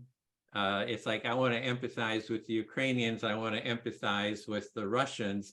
And I want to bring the sides together to empathize with each other and with me, So it's, the intention is to create this empathic space, and to kind of expand that inner empathic space to the world.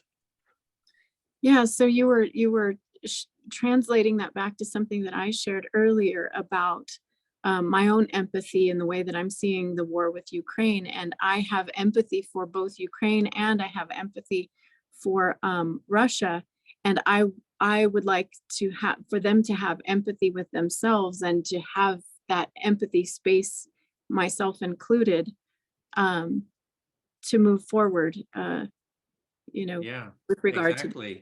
And it's the same thing with countries, people, family mediations. It's all listening to all the parties and having I see it as the first step is somebody's got to start, kind of prime the pump with the listening, right? It's like, okay, there's, like, we do conflict mediation out on the streets, and somebody's got to be there first to start listening to somebody, get the conversation going. Yeah, so you're saying within these various conflicts, whether it's families or a couple of individuals or countries, it's the same sort of dynamics, which is, it's someone, well, it's the same dynamics, and it's important that someone prime the pump and be there first to say, I'm going to be the listener, and to initiate that listening. Exactly. It's like, I will listen to this person, I will listen to that person, I will listen to that person or country, right? And then bring the sides together to listen to each other.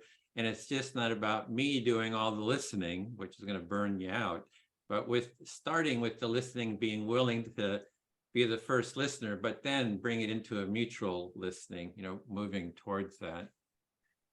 Yeah. So you're saying that, so as to avoid burnout, but you do want to initiate the concept and this space of listening, and eventually, they involve themselves in the process of listening and to each other. Yeah, and creating that culture of empathy. That's what I call the culture of empathy, is when, if we can get the whole country, people, it's being a primary social value of mutual listening and mutual empathy is sort of the kind of the intention or the vision. Yeah, so you're saying that creating that space, on a larger macro scale is creating a culture, whether it's with families or with nations, it is ultimately creating this culture of empathy. Yeah. So that's the and my thought when I first saw Ukraine, I thought, oh, we should get a whole group to Ukraine, go on one of those bridges, between Russia and Ukraine, set up empathy tents and offer to listen to both sides. I think something like that would really have helped the empathy movement. You have 100 people from all different countries. We have these empathy tents, and we say, hey, we're here to listen to both sides and support you in listening to each other. Yeah, I got it. So you have this idea about going to the spaces and going to specifically a bridge, which the beautiful symbolism of a bridge, perhaps, and setting up these tents where people, maybe about 100 people or so, where they could engage in this process of listening, and in these empathy circles. And that's an idea that you think would really be amazing to do. Yeah, feel fully heard. Thanks. Yeah, thank you for sharing. Dwayne, will you listen to me? Yes, and just one quick check-in with Edwin for time. Edwin, do we have about 15 minutes left? 15, yeah. And so, this will be the last turn, and then we'll use the last 10 minutes to provide feedback Okay. for the process for you. Okay. All right. Thank you, Dwayne. I'm feeling very enthusiastic about this sharing of ideas with regard to how to incorporate the empathy circles in so many ways. You're feeling enthusiastic, excited about the sharing of different ways that the empathy circle process, this deep active listening process, could be incorporated into other things that you're doing in your life. Yeah, and I like the ideas that Edwin just shared. It feels like it could be a snowball effect of like, this is where we want to operate in the world. And all these ideas, this concept of the movement, the empathy movement, addressing things as massive as the war in Ukraine, that I feel very enthused and hopeful about that. You feel enthused and hopeful about the possibility of what Edwin shared earlier, and some of the different ways that the empathy circle process could be used to addressing some of the major challenges in the world. And again, you're enthused and excited about the possibility of learning these skills and incorporating those into working with some of the challenges in the world. Yeah, and not only with the war in Ukraine, but another big issue, big thing that's come up, for us in the United States, at least, is, the political rifts, which those so very much need to be addressed. And it's just such a perfect construct to begin to address those things. And I'm sure people have already started doing that, but that's something that I'm definitely interested in doing, both locally, domestically, and internationally.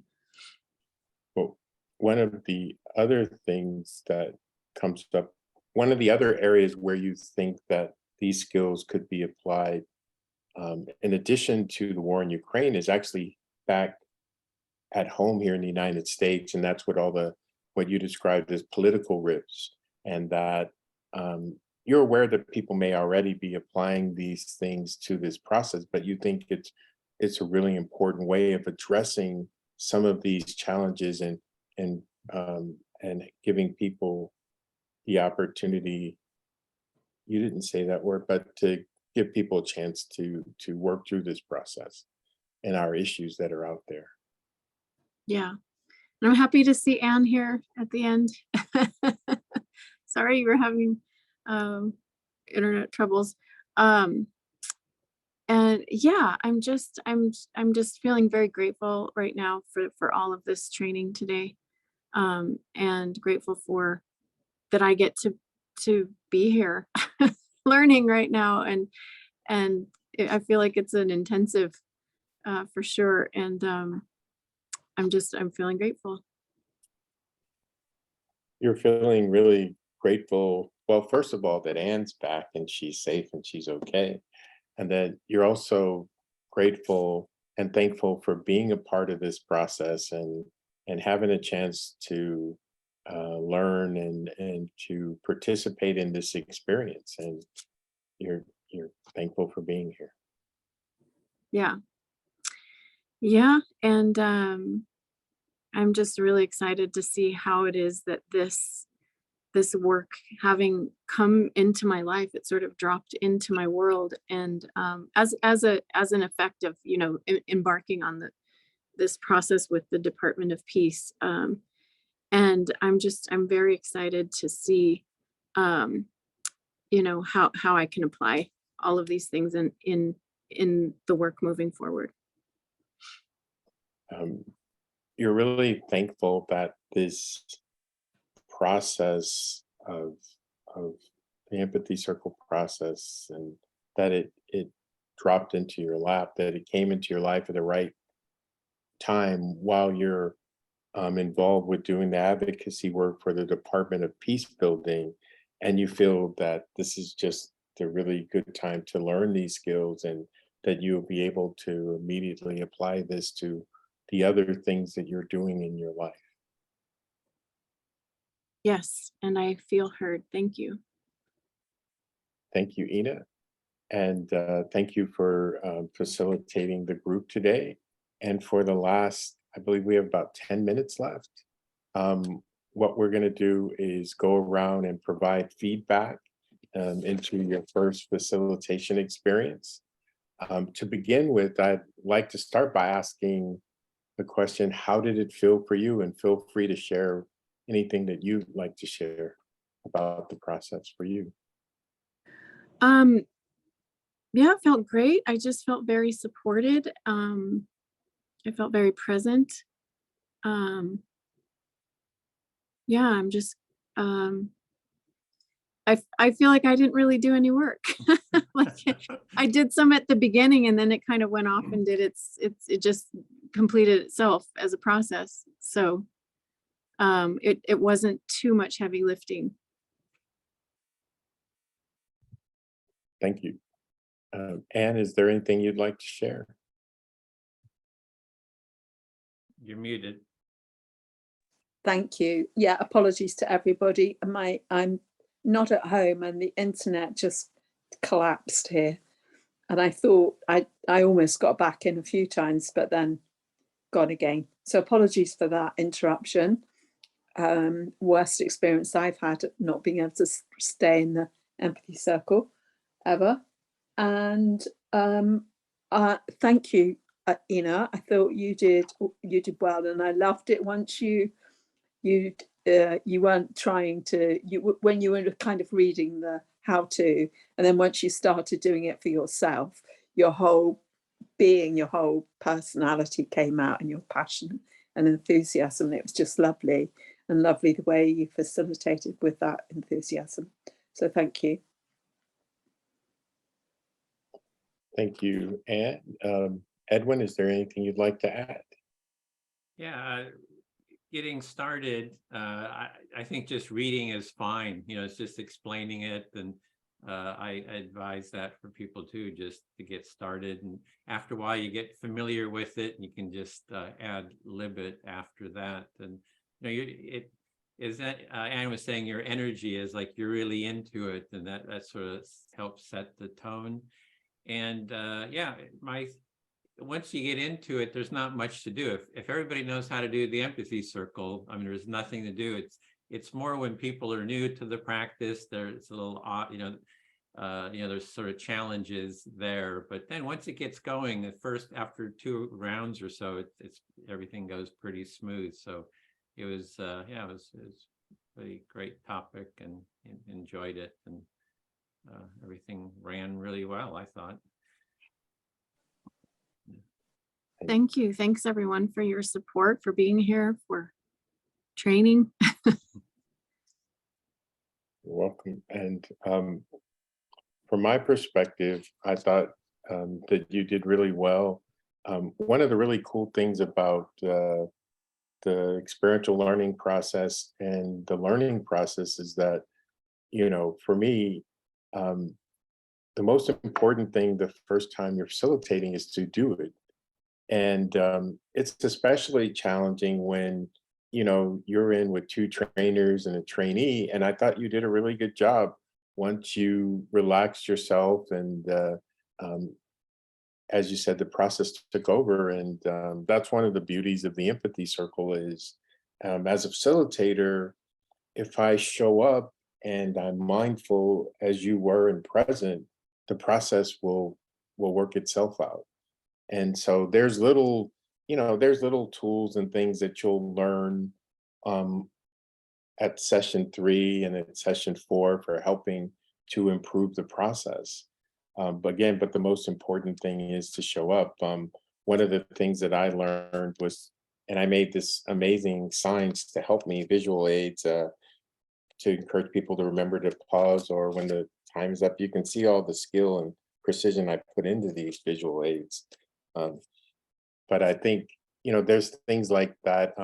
Wendy does this amazing thing when she's introducing the different participants of the empathy circle. She actually has little name cards for each role in the empathy circle. And that was something she did the first time she presented. So that's one of the really cool things about facilitation training is we can learn from each other. The other thing that I would say is that as a facilitator, I'm always learning. Every time that I enter an empathy cafe, I do a facilitation training, it's an ongoing learning process. And I'll be continuing to learn for the rest of the time that I'm involved in facilitation. So that's the other important thing. So, always remember to relax, to enjoy the experience. And you have this really warm, peaceful presence about you. And so that already puts you ahead of the game, when you're facilitating, having a peaceful, positive presence. So thank you. And then we have a couple minutes left, maybe 4 minutes, and just open to share what anybody would like to share for the rest of the time we have together.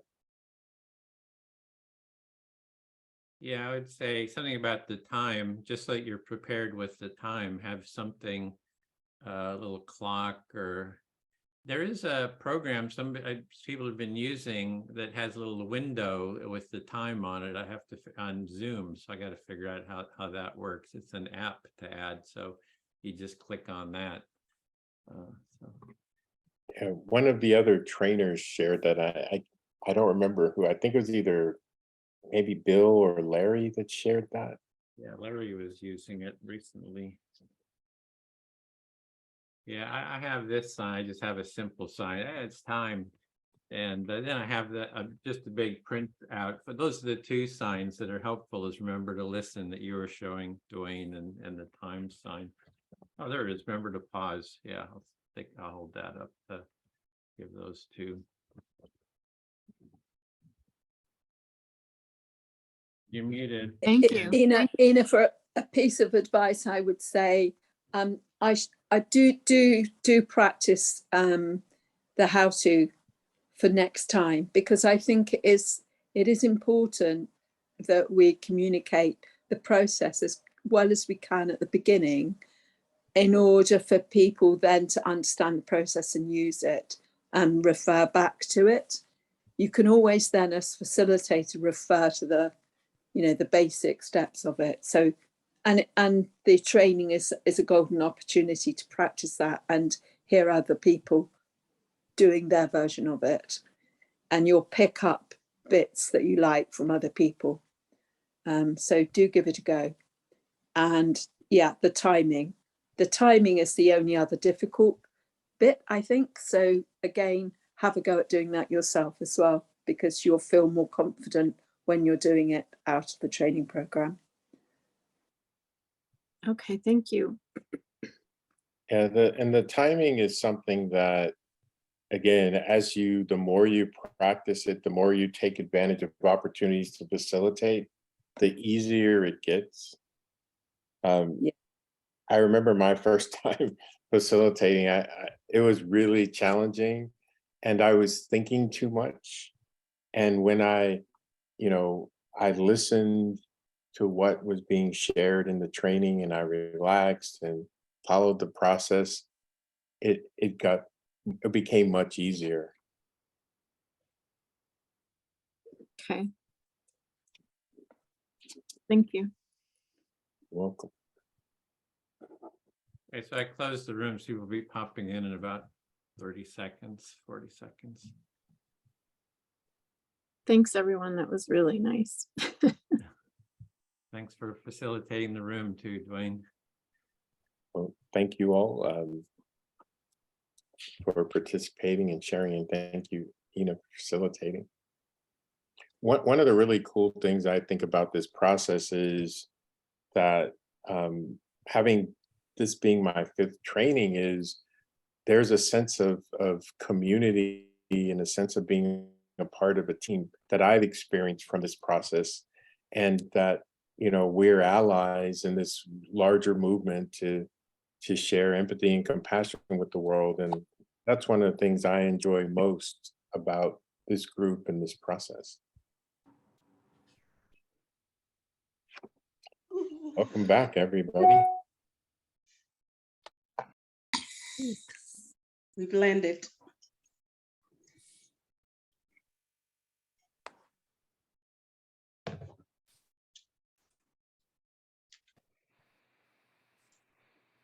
I think we're all back.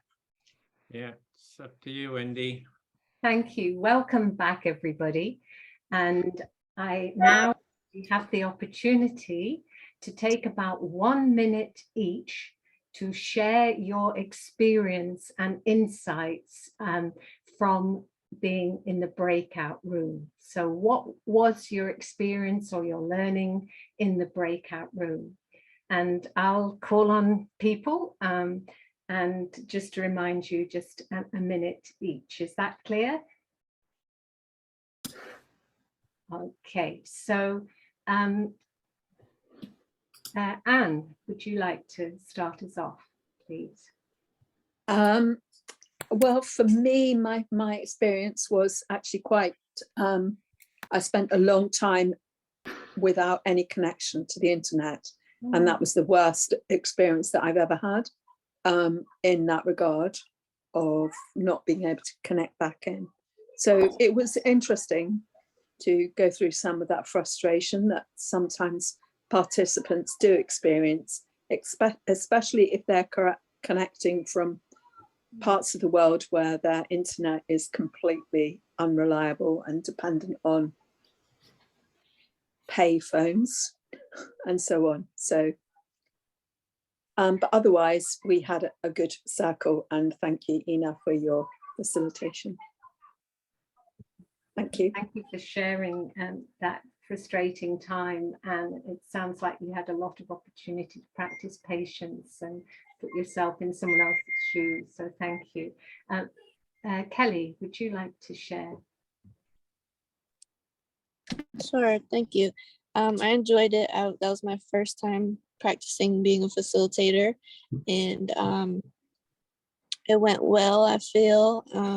There was just a couple things that I had to work on, like reminding, if you're a if I'm the facilitator, kind of what roles I will be doing while it's going on. Like I will remind you if you have to pause, or I'll remind the listener to reflect only what they said. So little things like that. Otherwise, it went well, and experience will and practice will make it better. So that's what we all agreed on. The more experience you have, the better it will be. I feel like. Thanks. Thank you, Kelly. It sounds like you learned a lot. Thank you. Bill, I invite you. Thank you. Yeah, well, I thought it was very good. I thought Grant did a really good job. He really showed his ability to absorb new information and then apply it in real time, which is what you need in a facilitation circle. Yeah, I really enjoyed it, and look forward to next week. Thanks. Thank you, Bill. Beata. So I miss introduction part of the session because I got timing wrong. I forgot that there's different time in America. So I was a bit confused and I crashed into Garan's group, but then he managed very well. He welcomed me and he put me at ease and explained what Empathy Circle is about. So I think that was good experience for him as well. Thank you, Beata. DJ. Yeah, it was a great experience. It actually kind of shifted my perspective to look at it from somebody who hadn't already had the training and who hadn't been involved with it as intensely as I've been involved with it the last few months. And it was very interesting. We had a great discussion at the end about how to spread, empathy circles. So it was very nice. Hey, thank you, DJ. Anastasia. I like the experience and I like the work in the group.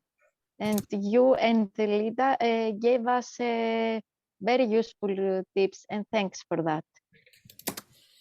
Thanks, Anastasia. I'm just full of admiration for your ability to, cope with English as an additional language in this situation. So thank you. Larry, would you like to speak? Our circle was just beautiful. I really enjoyed it.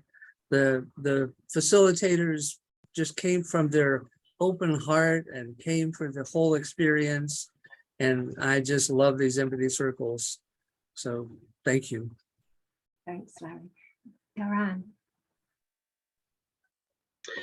No, I enjoyed for first time to be a facilitator. It was a nice experience. I also get a lot of feedback from my colleagues in the group. Then I learned a lot and I can just make it even better than the first time. And now we have a nice feeling and as an empathy circle. It was a nice experience. Thank you very much. Thanks, Garan. Celine.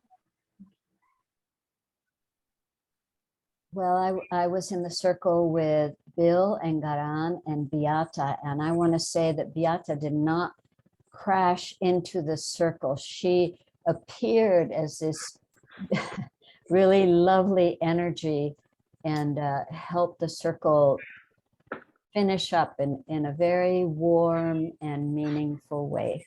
I enjoyed it a lot. Thank you. Thank you, Celine.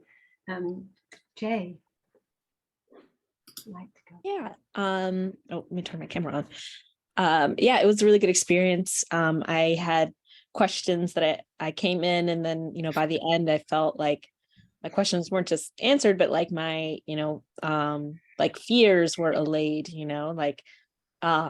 Yeah. So thinking about like the previous kind of conversations and the big group, and some concerns like came up for me where I was like thinking about like, oh, this is an issue, but then through empathy circles, I was able to see like, oh, this is, different, but also something that I maybe have kind of experienced before. So, I might already have the tools to be able to deal with these kind of difficult situations. So like that process I felt like was really valuable. And I mentioned in my group, I was like, I feel like I'm rewiring something. So, it still feels so strange sometimes and counterintuitive, but at the same time, like that rewiring is definitely helping me open up my thinking.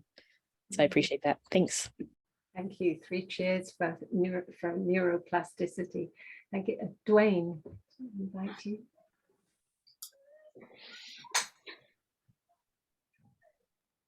I enjoyed a very positive experience today.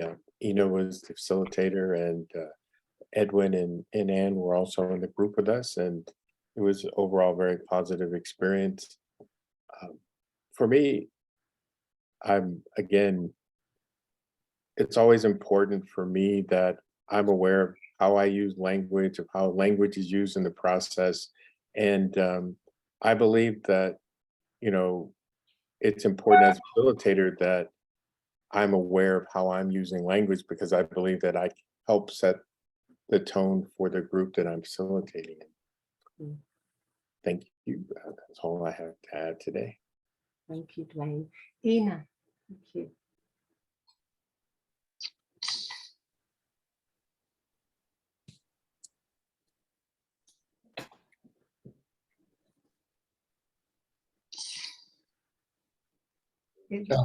It's hard to unmute. Did you say Linda? I'm sorry. No, Oh, sorry, I said Ina. I beg your pardon. Oh, okay. You're muted, Nina. Yeah, she's I know. Sorry, I'm on my phone, so I wasn't able to find the screen where I mute. Anyhow, thank you. Yeah, so I facilitated, I guess, the whole time with the group. It was such a lovely group. I felt very supported, and I felt like I did learn a lot. And I'm very excited to be learning to do this work and to be a facilitator, because I want to carry this into every aspect of my life and contribute to the culture of empathy. So thank you very much, everyone who's here training, and thank you, Edwin, and just thanks everyone. Thanks, Ina. It sounds like you had a really deep experience. Thank you. Edwin? Yeah, I was doing the technical stuff, so there's people dropping in, dropping out. I think Altonia dropped out. I see that because of had asthma, and Bill was asking Larry if you could do the closing too, just because she was going to do that. Yeah, there's a lot of learning. I really appreciate it. Just enjoy seeing the learning that happens in the circle. It's just very fulfilling and meaningful. And Dwayne's always talking about the self, like he's always looking at how his self is and how that's a filter. And I really kind of connected with that today, that an empathic way of being is a filter of how we see the world. And just so that awareness kind of sunk in a bit deeper today. So I thought that was great. Yeah, that's me. Thank you, Edwin. Sally?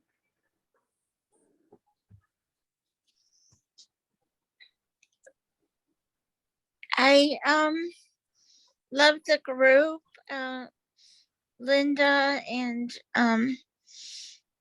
well, Anastasia. I just was amazed at how she could speak in a second language, and that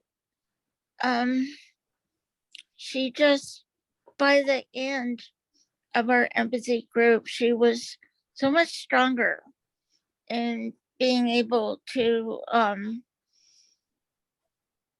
well, she just felt a lot more confident, and I enjoyed the topics. I wished that I had used the topics rather than talk about rabbits and little songbirds like I usually do. And so then I just want to thank you, Wendy. I don't know, you always had that smile, and it was just so pleasant. And when Linda was talking about Thanksgiving dinner, mine was that the men were all talking louder than the next, and the woman never said a word. So very good, Edwin. This is brilliant. Thank you, Sally. Linda? As usual, it was a good circle, and Wendy did a great job. We kind of started off a little rocky, but the water, calmed down, and it was smooth sailing after then. Anastasia was new to the group, and she did a great job. And as she was facilitating, I was thinking about, I was even feeling embarrassed. Here's this lady, English is not her language, and she's articulating the rules and the process. And I'm thinking I can barely get English sometimes. So it was a good group. It was a good group. Thanks, Linda. Lou? Yeah, I was in a group with Jay and Kelly and DJ and Larry, and it was a wonderful session. DJ did a great job of running the breakout, and it was so fun having Kelly and Jay facilitate, take a turns facilitating, and the discussion was really rich. It was really, we covered a lot of different topics, and yeah, it was it was a really wonderful circle. So I'm grateful for it. Thank you, Lou. I believe that's everybody. Just except you. Except me, yeah. Yeah, thank you, Linda. We had so many great tips from Linda. It was really a useful session indeed, and I enjoyed getting to know Sally and Anastasia and Linda a little bit more. So I feel very, very grateful for the process, and I'd like to hand over now to Larry for the next bit. Thank you, Wendy. So now we'll do what we call the closing. So here are a few things for the closing. First of all, are there any trainer final comments? I'm going to watch the board looking for hands. Any trainer final comments? Actually, I have one. Go, Lou. So one of the things we wound up talking in our circle about a bit more was the topic of, the speaker saying whatever they want in the circle, and the kind of the dangers of that and the benefits of that. And I'm reminded that of someone, I can't remember who at this time, at this moment, maybe it was Marta, saying that empathy circles are a brave space, not a safe space, but a brave space. And so I think that's an interesting way to think about it, brave, but about saying the things that are important to you, to have the courage to do that, and brave to be able to listen to it, and remembering that reflecting is not agreeing. So, that's one of the things that creates safety, if there is some, is that just because it's being reflected doesn't mean that anyone agrees with it. It just means that it's being heard. Thank you, Lou. Any other comments? I was just reminded of one of the quotes I wanted to try to remember with what Lou was saying. And it is, just let this settle in a little bit. Go slow with this one. I would rather fail today at something that will someday succeed than to succeed today at something that will someday fail. And that to me is empathy. I might fail at empathy today, but I know that empathy will be the success for all of us someday. So if there are no other questions, then I'll move on. Let's review what we did in this session to summarize. Larry, DJ has her hand up. Oh, I'm sorry. Yeah. Thank you for letting me know. Hi, DJ. Now I see. Thank you. Yeah, I just want to mention, I don't know if this is the right moment to mention it, but we ran into that problem with the cheat sheet for facilitators where it's changed. So the first time you're practicing being a facilitator, it should say that you're going to demonstrate listening. And instead it says that you're going to be the first speaker. So that needs to be changed. I just thought I'd put it out there right now while Jay and Kelly are still here. So we can fix that maybe, Edwin. Yeah. Thank you, DJ. All right, I'm going to look again for hands. Any? So let's review what we did in this session. To summarize, we practiced introducing the empathy circle process with instructions on how to participate in an empathy circle. Everyone who wanted to practice facilitating a short empathy circle. We debriefed the experience at the end of the empathy circle. What's coming next week in session 3? We will practice facilitating again, but next week you will be able to decide whether to have some challenges from your facilitator. This course is designed to let you go at your own pace. So next week, your facilitator will ask you if you want a challenge, and you can pick from no challenge or an easy challenge, or the script says a hard challenge. I'm not sure if we've changed that or not, but anyway, the trainer will not give you more challenge than you want. And next come the assignments, and we'll send out an email. Remember to fill out the session feedback survey.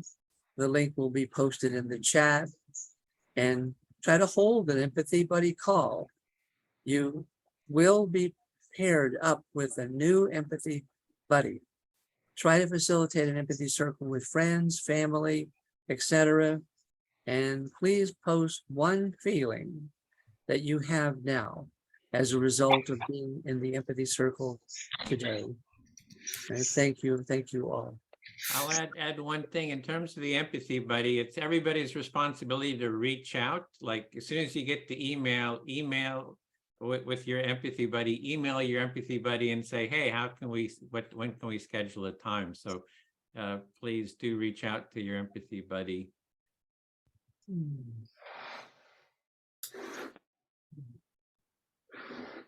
Energized, grateful, happy, relieved, inspired, warmth, curious, complete, awesome, thankful, grounded, appreciation. Woohoo!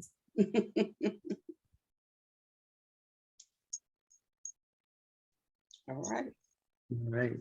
Is it over to Edwin now? I'm not sure.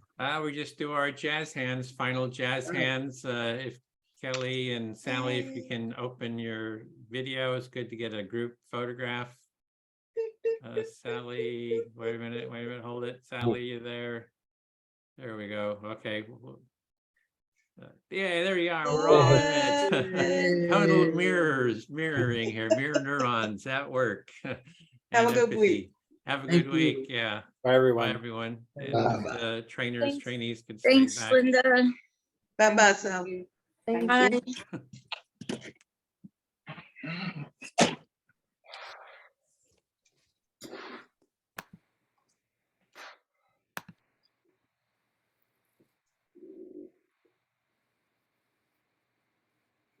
You're muted, Ann.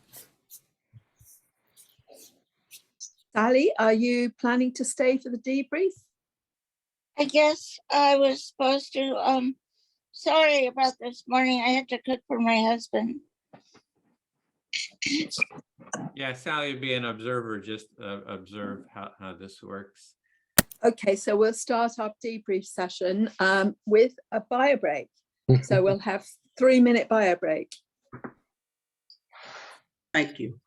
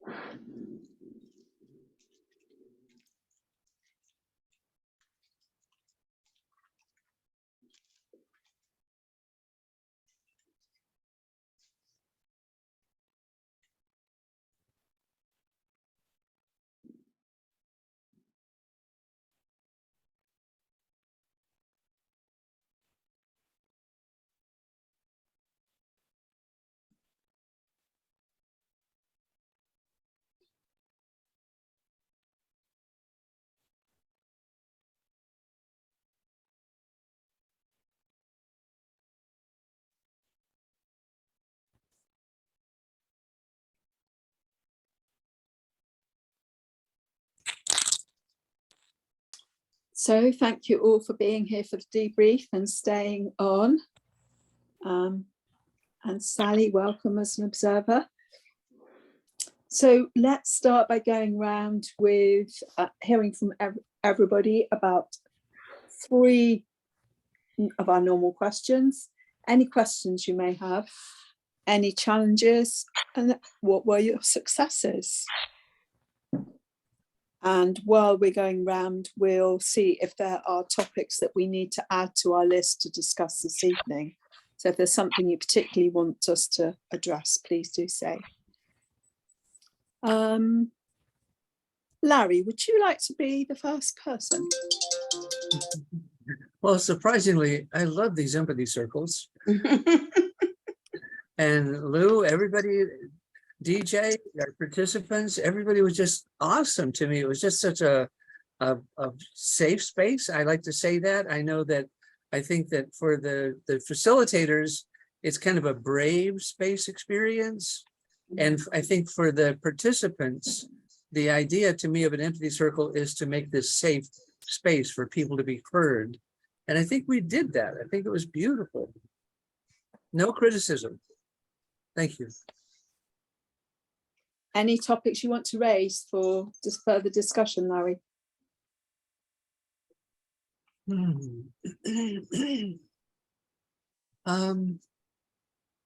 me, it's just always coming back to inclusion, inclusion. To me, empathy is not about exclusion, but it's always about inclusion. I don't know how that lands as a topic, but inclusion. Thanks. Maybe we can. Thanks, maybe we can include that. Thank you. So I'll go on around the screen, Linda. It was good. I have nothing to add. I do like Lou's description about a safe, brave place. I like that. I think it was Lou that said that, right? So yeah, it is. You do have to be brave to, especially if you're going to talk about something that's personal to you and you're in a room full of strangers. So that's a good description. I have nothing to add. No questions.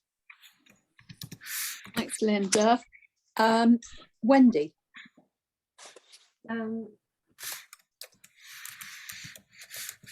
Yeah, it was an interesting experience to negotiate different energies and different ways of processing, and I really value that opportunity to have those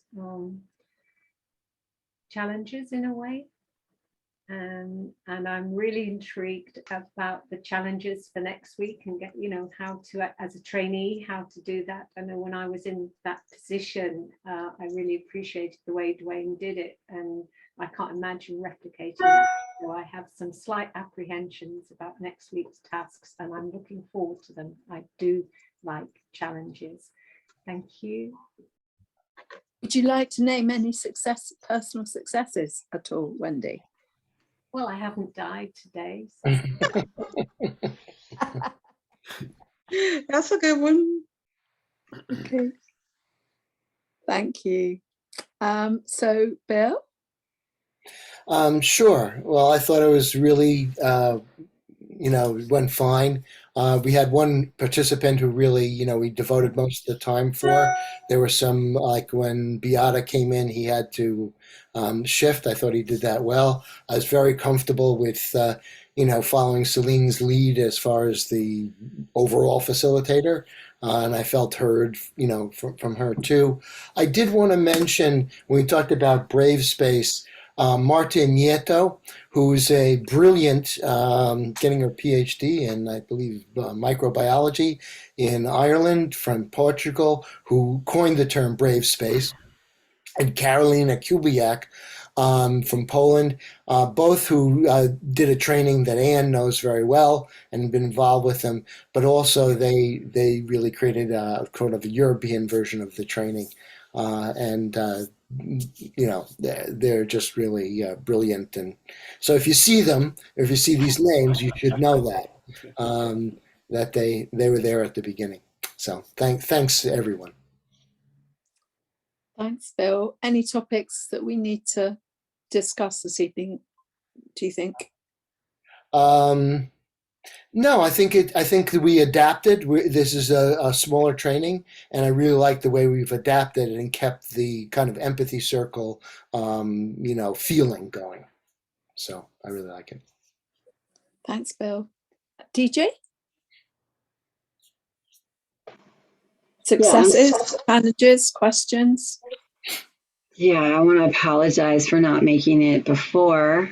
I actually forgot that I was supposed to come before. I was still in that mindset of my first run through.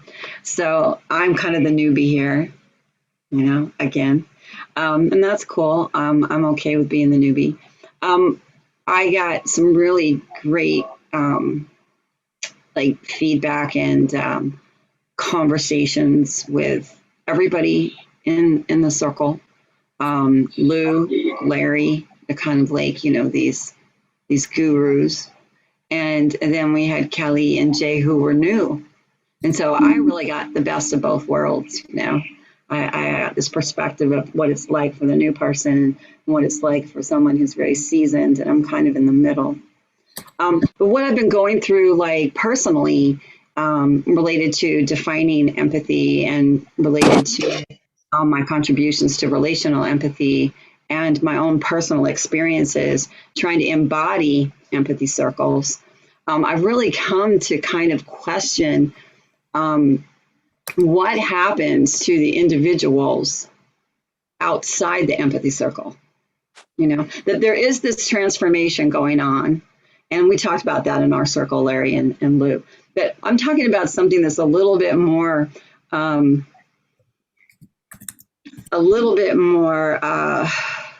it's almost like there's an ungrounding that happens to people because the empathy circles are so grounding. This is my suspicion, you know, that there is a transformational component. And it's almost like, can you function without an empathy circle? You know, that becomes the big question. And if you're in a situation where you don't have that anchor, you don't have that grounding, what happens to all this training and all this transformation? And it seems to go in a different direction. And so I'm not sure what that means. I'm just kind of writing about it and thinking about it. And I would love for all of you to think about that. And so next week, you know, if you have any thoughts that will help me, because I am sort of writing my analysis of relational empathy. And I'm looking at it outside the empathy circle as well as inside the empathy circle and looking at that relationship. So thanks for your time. Thanks, DJ. Dwayne?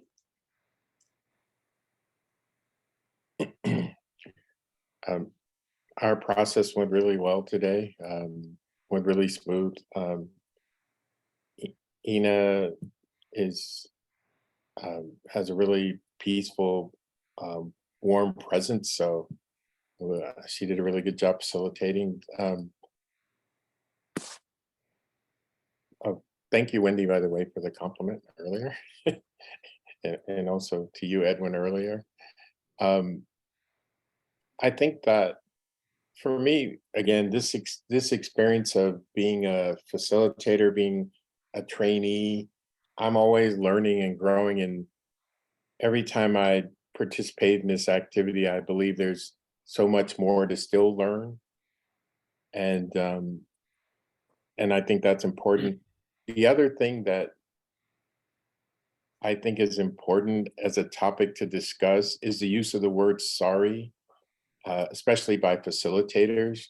And I'd love to have a conversation sometime about the benefits of using the word sorry and whether or not it's something that we all want to use as a tool to enhance our empathy circle experience. And again, in relation to what Wendy shared earlier about she's still alive. The day's young here. I'm still alive, but I don't know what the rest of the day has to offer, but I'm also thankful to still be alive so far today. So thank you for sharing that, Wendy, and I'm done. Thank you. Dwayne, just aware that this was your 5th session as a trainee, wasn't it? And I'm just wondering, did you want to add in particular a success or anything to do with your own successes? Well, I think for me, the biggest success is my own personal growth that's taken place, and I'm really have made more of an effort to listen better in my personal conversations. For me, I think the facilitation process is easy. For me, the challenge is to make sure that I'm always listening in my personal life. And so I think that success is I'm getting better at it. Still got a long ways to go, but I'm getting better at it. The other success of this process, and I mentioned it earlier in our group, is the sense of team building that takes place each time I participate in this process, and feeling like I'm a part of a larger community of people. And we're all very different. We all have very different positions about things. But the thing that connects us is, that I believe connects us, is this idea that we want to share, that I want to share empathy and compassion with the rest of the world. And for me, that's the thing that keeps me connected with the rest of you in this group. And it doesn't matter what our different beliefs and values and positions on things are, as long as we're all committed to sharing empathy and compassion with the world and helping other people to experience that more. Well, thank you for asking the question, Anne. I appreciate it. Thanks, Dwayne. Celine?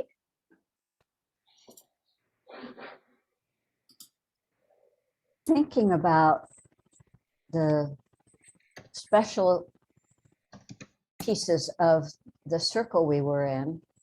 One is Altonia leaving to go to the hospital, which was a little bit alarming. And I put it on my calendar. I'm going to check in with her. And then got on, his internet would come and go, but it somehow didn't happen. It was so interesting. He'd be talking and then we couldn't hear him for a while. He might talk again and somebody would reflect back and it was fine. So that was interesting to me, that it was just no big deal, of course. So I don't hear you for a minute or so and then I do whatever, you know. And then the arrival of Beata, who really, this beautiful presence descends upon the circle and kind of elevates the energy. So I thought it was a very interesting circle in those funny ways. I loved it. And that's all I have. My same issues, I really prefer to. Garan talked about how little we know about each other because we only see part of our bodies, and he's used to seeing whole bodies for information, and when I don't see the faces at all, it's a lot harder for me. That's all. Thank you. Anything that you want us to discuss this evening? Any issues, topics that we need to address, Celine? No. Okay. Thank you. Edwin, would you like to go now? Sure. For me, I really enjoy seeing the growth. Like in our circle, you can just see the light bulbs going off and the growth. Like, oh, I didn't think about that. And this, I see how important the empathy is and so forth. So that's just very fulfilling to sort of experience that personal growth people are going through. I had written down here that DJ, you mentioned someplace it says about the first listener. If you could send me the link to that, I'm not sure where that page is, or so if you could either post it here or just send me an email, would appreciate it. I'm curious how the we have more trainers and trainees in this cohort than participants. I'm not quite sure, why we had so few participants. So we had, like in our circle, we had 1 participant and some had 2. And I'm just wondering how that went for you. Just having 1 participant, our circle went very well. Ina got the chance to facilitate the whole circle. I think that was a good experience. So it does seem to be 1, 2, or 3 participants in a circle work, as long as there's 4 people. And then Beata came late, and then put her in with you, Bill, I think it was, because I saw you only had 3, and that was, so hopefully that sort of evened things. I think the main thing is having 4 people to a circle to kind of fill it out. In terms of the brave space, I see the empathy circle is a safe enough space. It's like the structure, the listening, and the empathy is what makes it safe. And, all kinds of stuff can sort of bubble up in that cauldron, but it's enough to, generally to hold all those energies. So for me, it's always like, if I really mad at somebody or whatever, I know if I can get them into an empathy circle where it's mutual listening, whatever comes up, we'll kind of be able to work through it. So it's just safe enough. Hopefully it couldn't totally blow up. I'm curious, did everyone see the intro video? I'm just wondering who did or didn't. Yes, there's a outline video that I sent the link to. It's really important to see that, especially if you're a trainee, because that's like introducing you to what's going to be happening. So hopefully that adds another layer of preparation to you. So we have, for each session, we have 1 intro video, about 20 to 30 minutes each. And hopefully it'll ground you for preparation.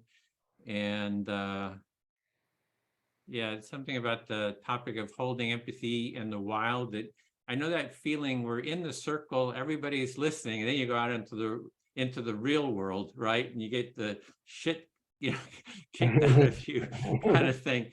And like, how do you take that empathic energy, that empathic filter, and bring it out into the world and sort of maintain it? And what I see is that we're trying to like change the whole world, transform the world, take that empathic filter and just kind of change the world to make it a more empathic space. So that's kind of how I approach it.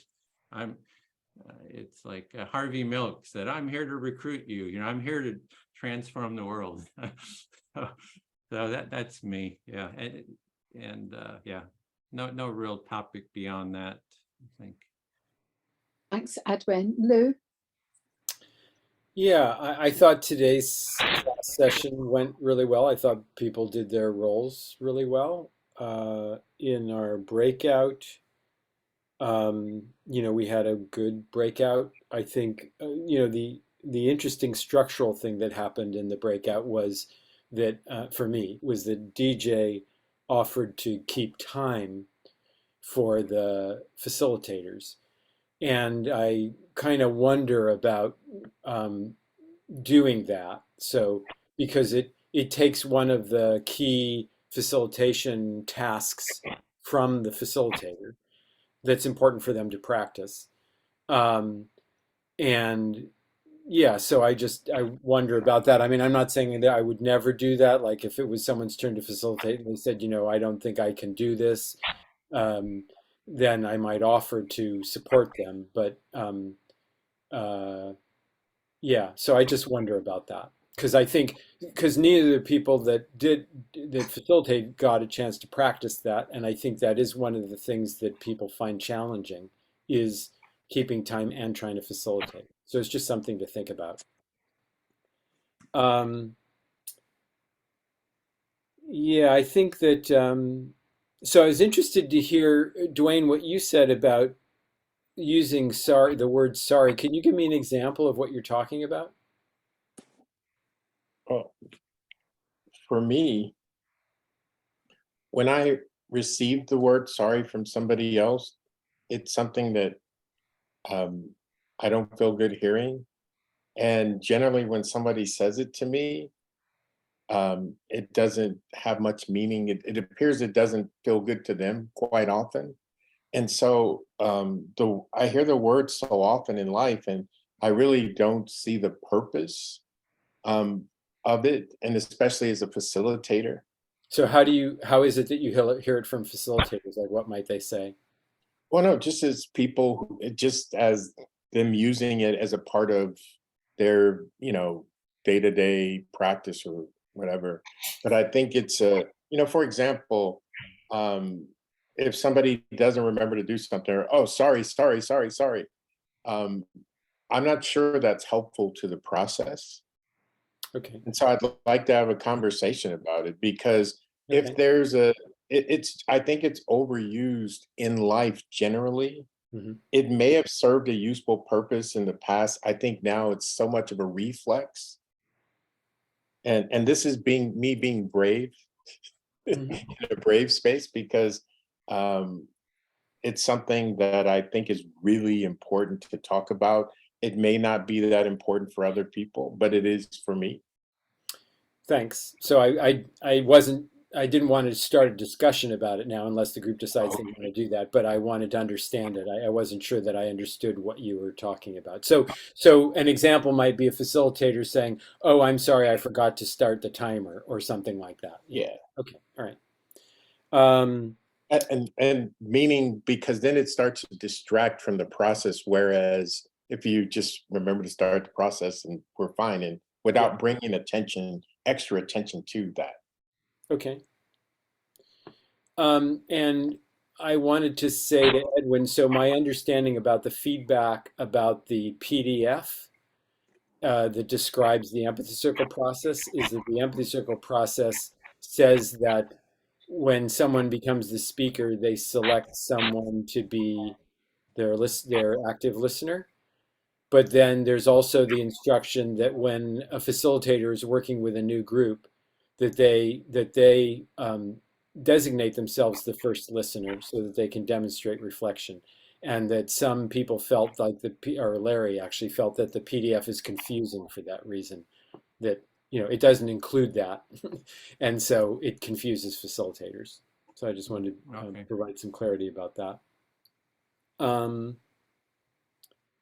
What else did I want to say? Oh, and I wanted to say that I still think that the instructions about who's supposed to reach out to who on the buddy call, which were said at the end of the session, are a little confusing. So I expect that, based on what was said, I expect that participants would expect trainers and trainees to reach out. And if that's what we want, then that's fine. But I think we either need to say, well, there was some desire expressed in the pre-session that participants reach out to trainees and trainers, and that if that doesn't happen after a period of time, then the trainer or the trainee would reach out to the participant, but that we ask the participants to do that. My understanding is that some people in the group disagreed with that. That we just say, everybody reach out to everybody and then see what happens. So I don't know. So I just think there's still a lack of clarity about that. Yeah, that's it. That's my feedback. And I guess also that I'm grateful to everyone for being here and doing this. Good group. Is there anything else you want us to address this evening, Lou? Nope. Thank you. So for myself, was challenged being blocked out by the internet for a period. That was definitely challenging for me.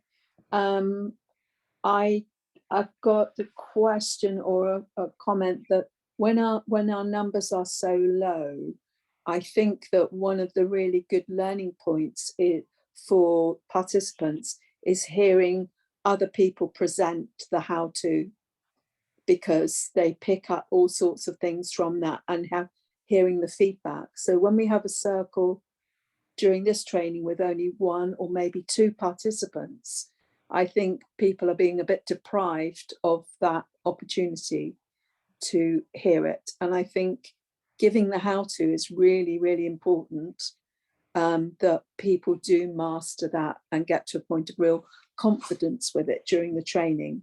So my thought is maybe as trainees or trainers, we ought to have some more examples during the session, during the breakout rooms, if we've only got one participant.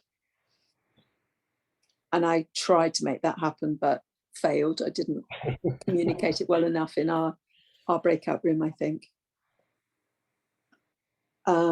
So that's something that I think it would be good to address, in the same way that I think the timing is also crucial, that is something else, that this is the opportunity for people to overcome the difficulty that learning to time and facilitate presents.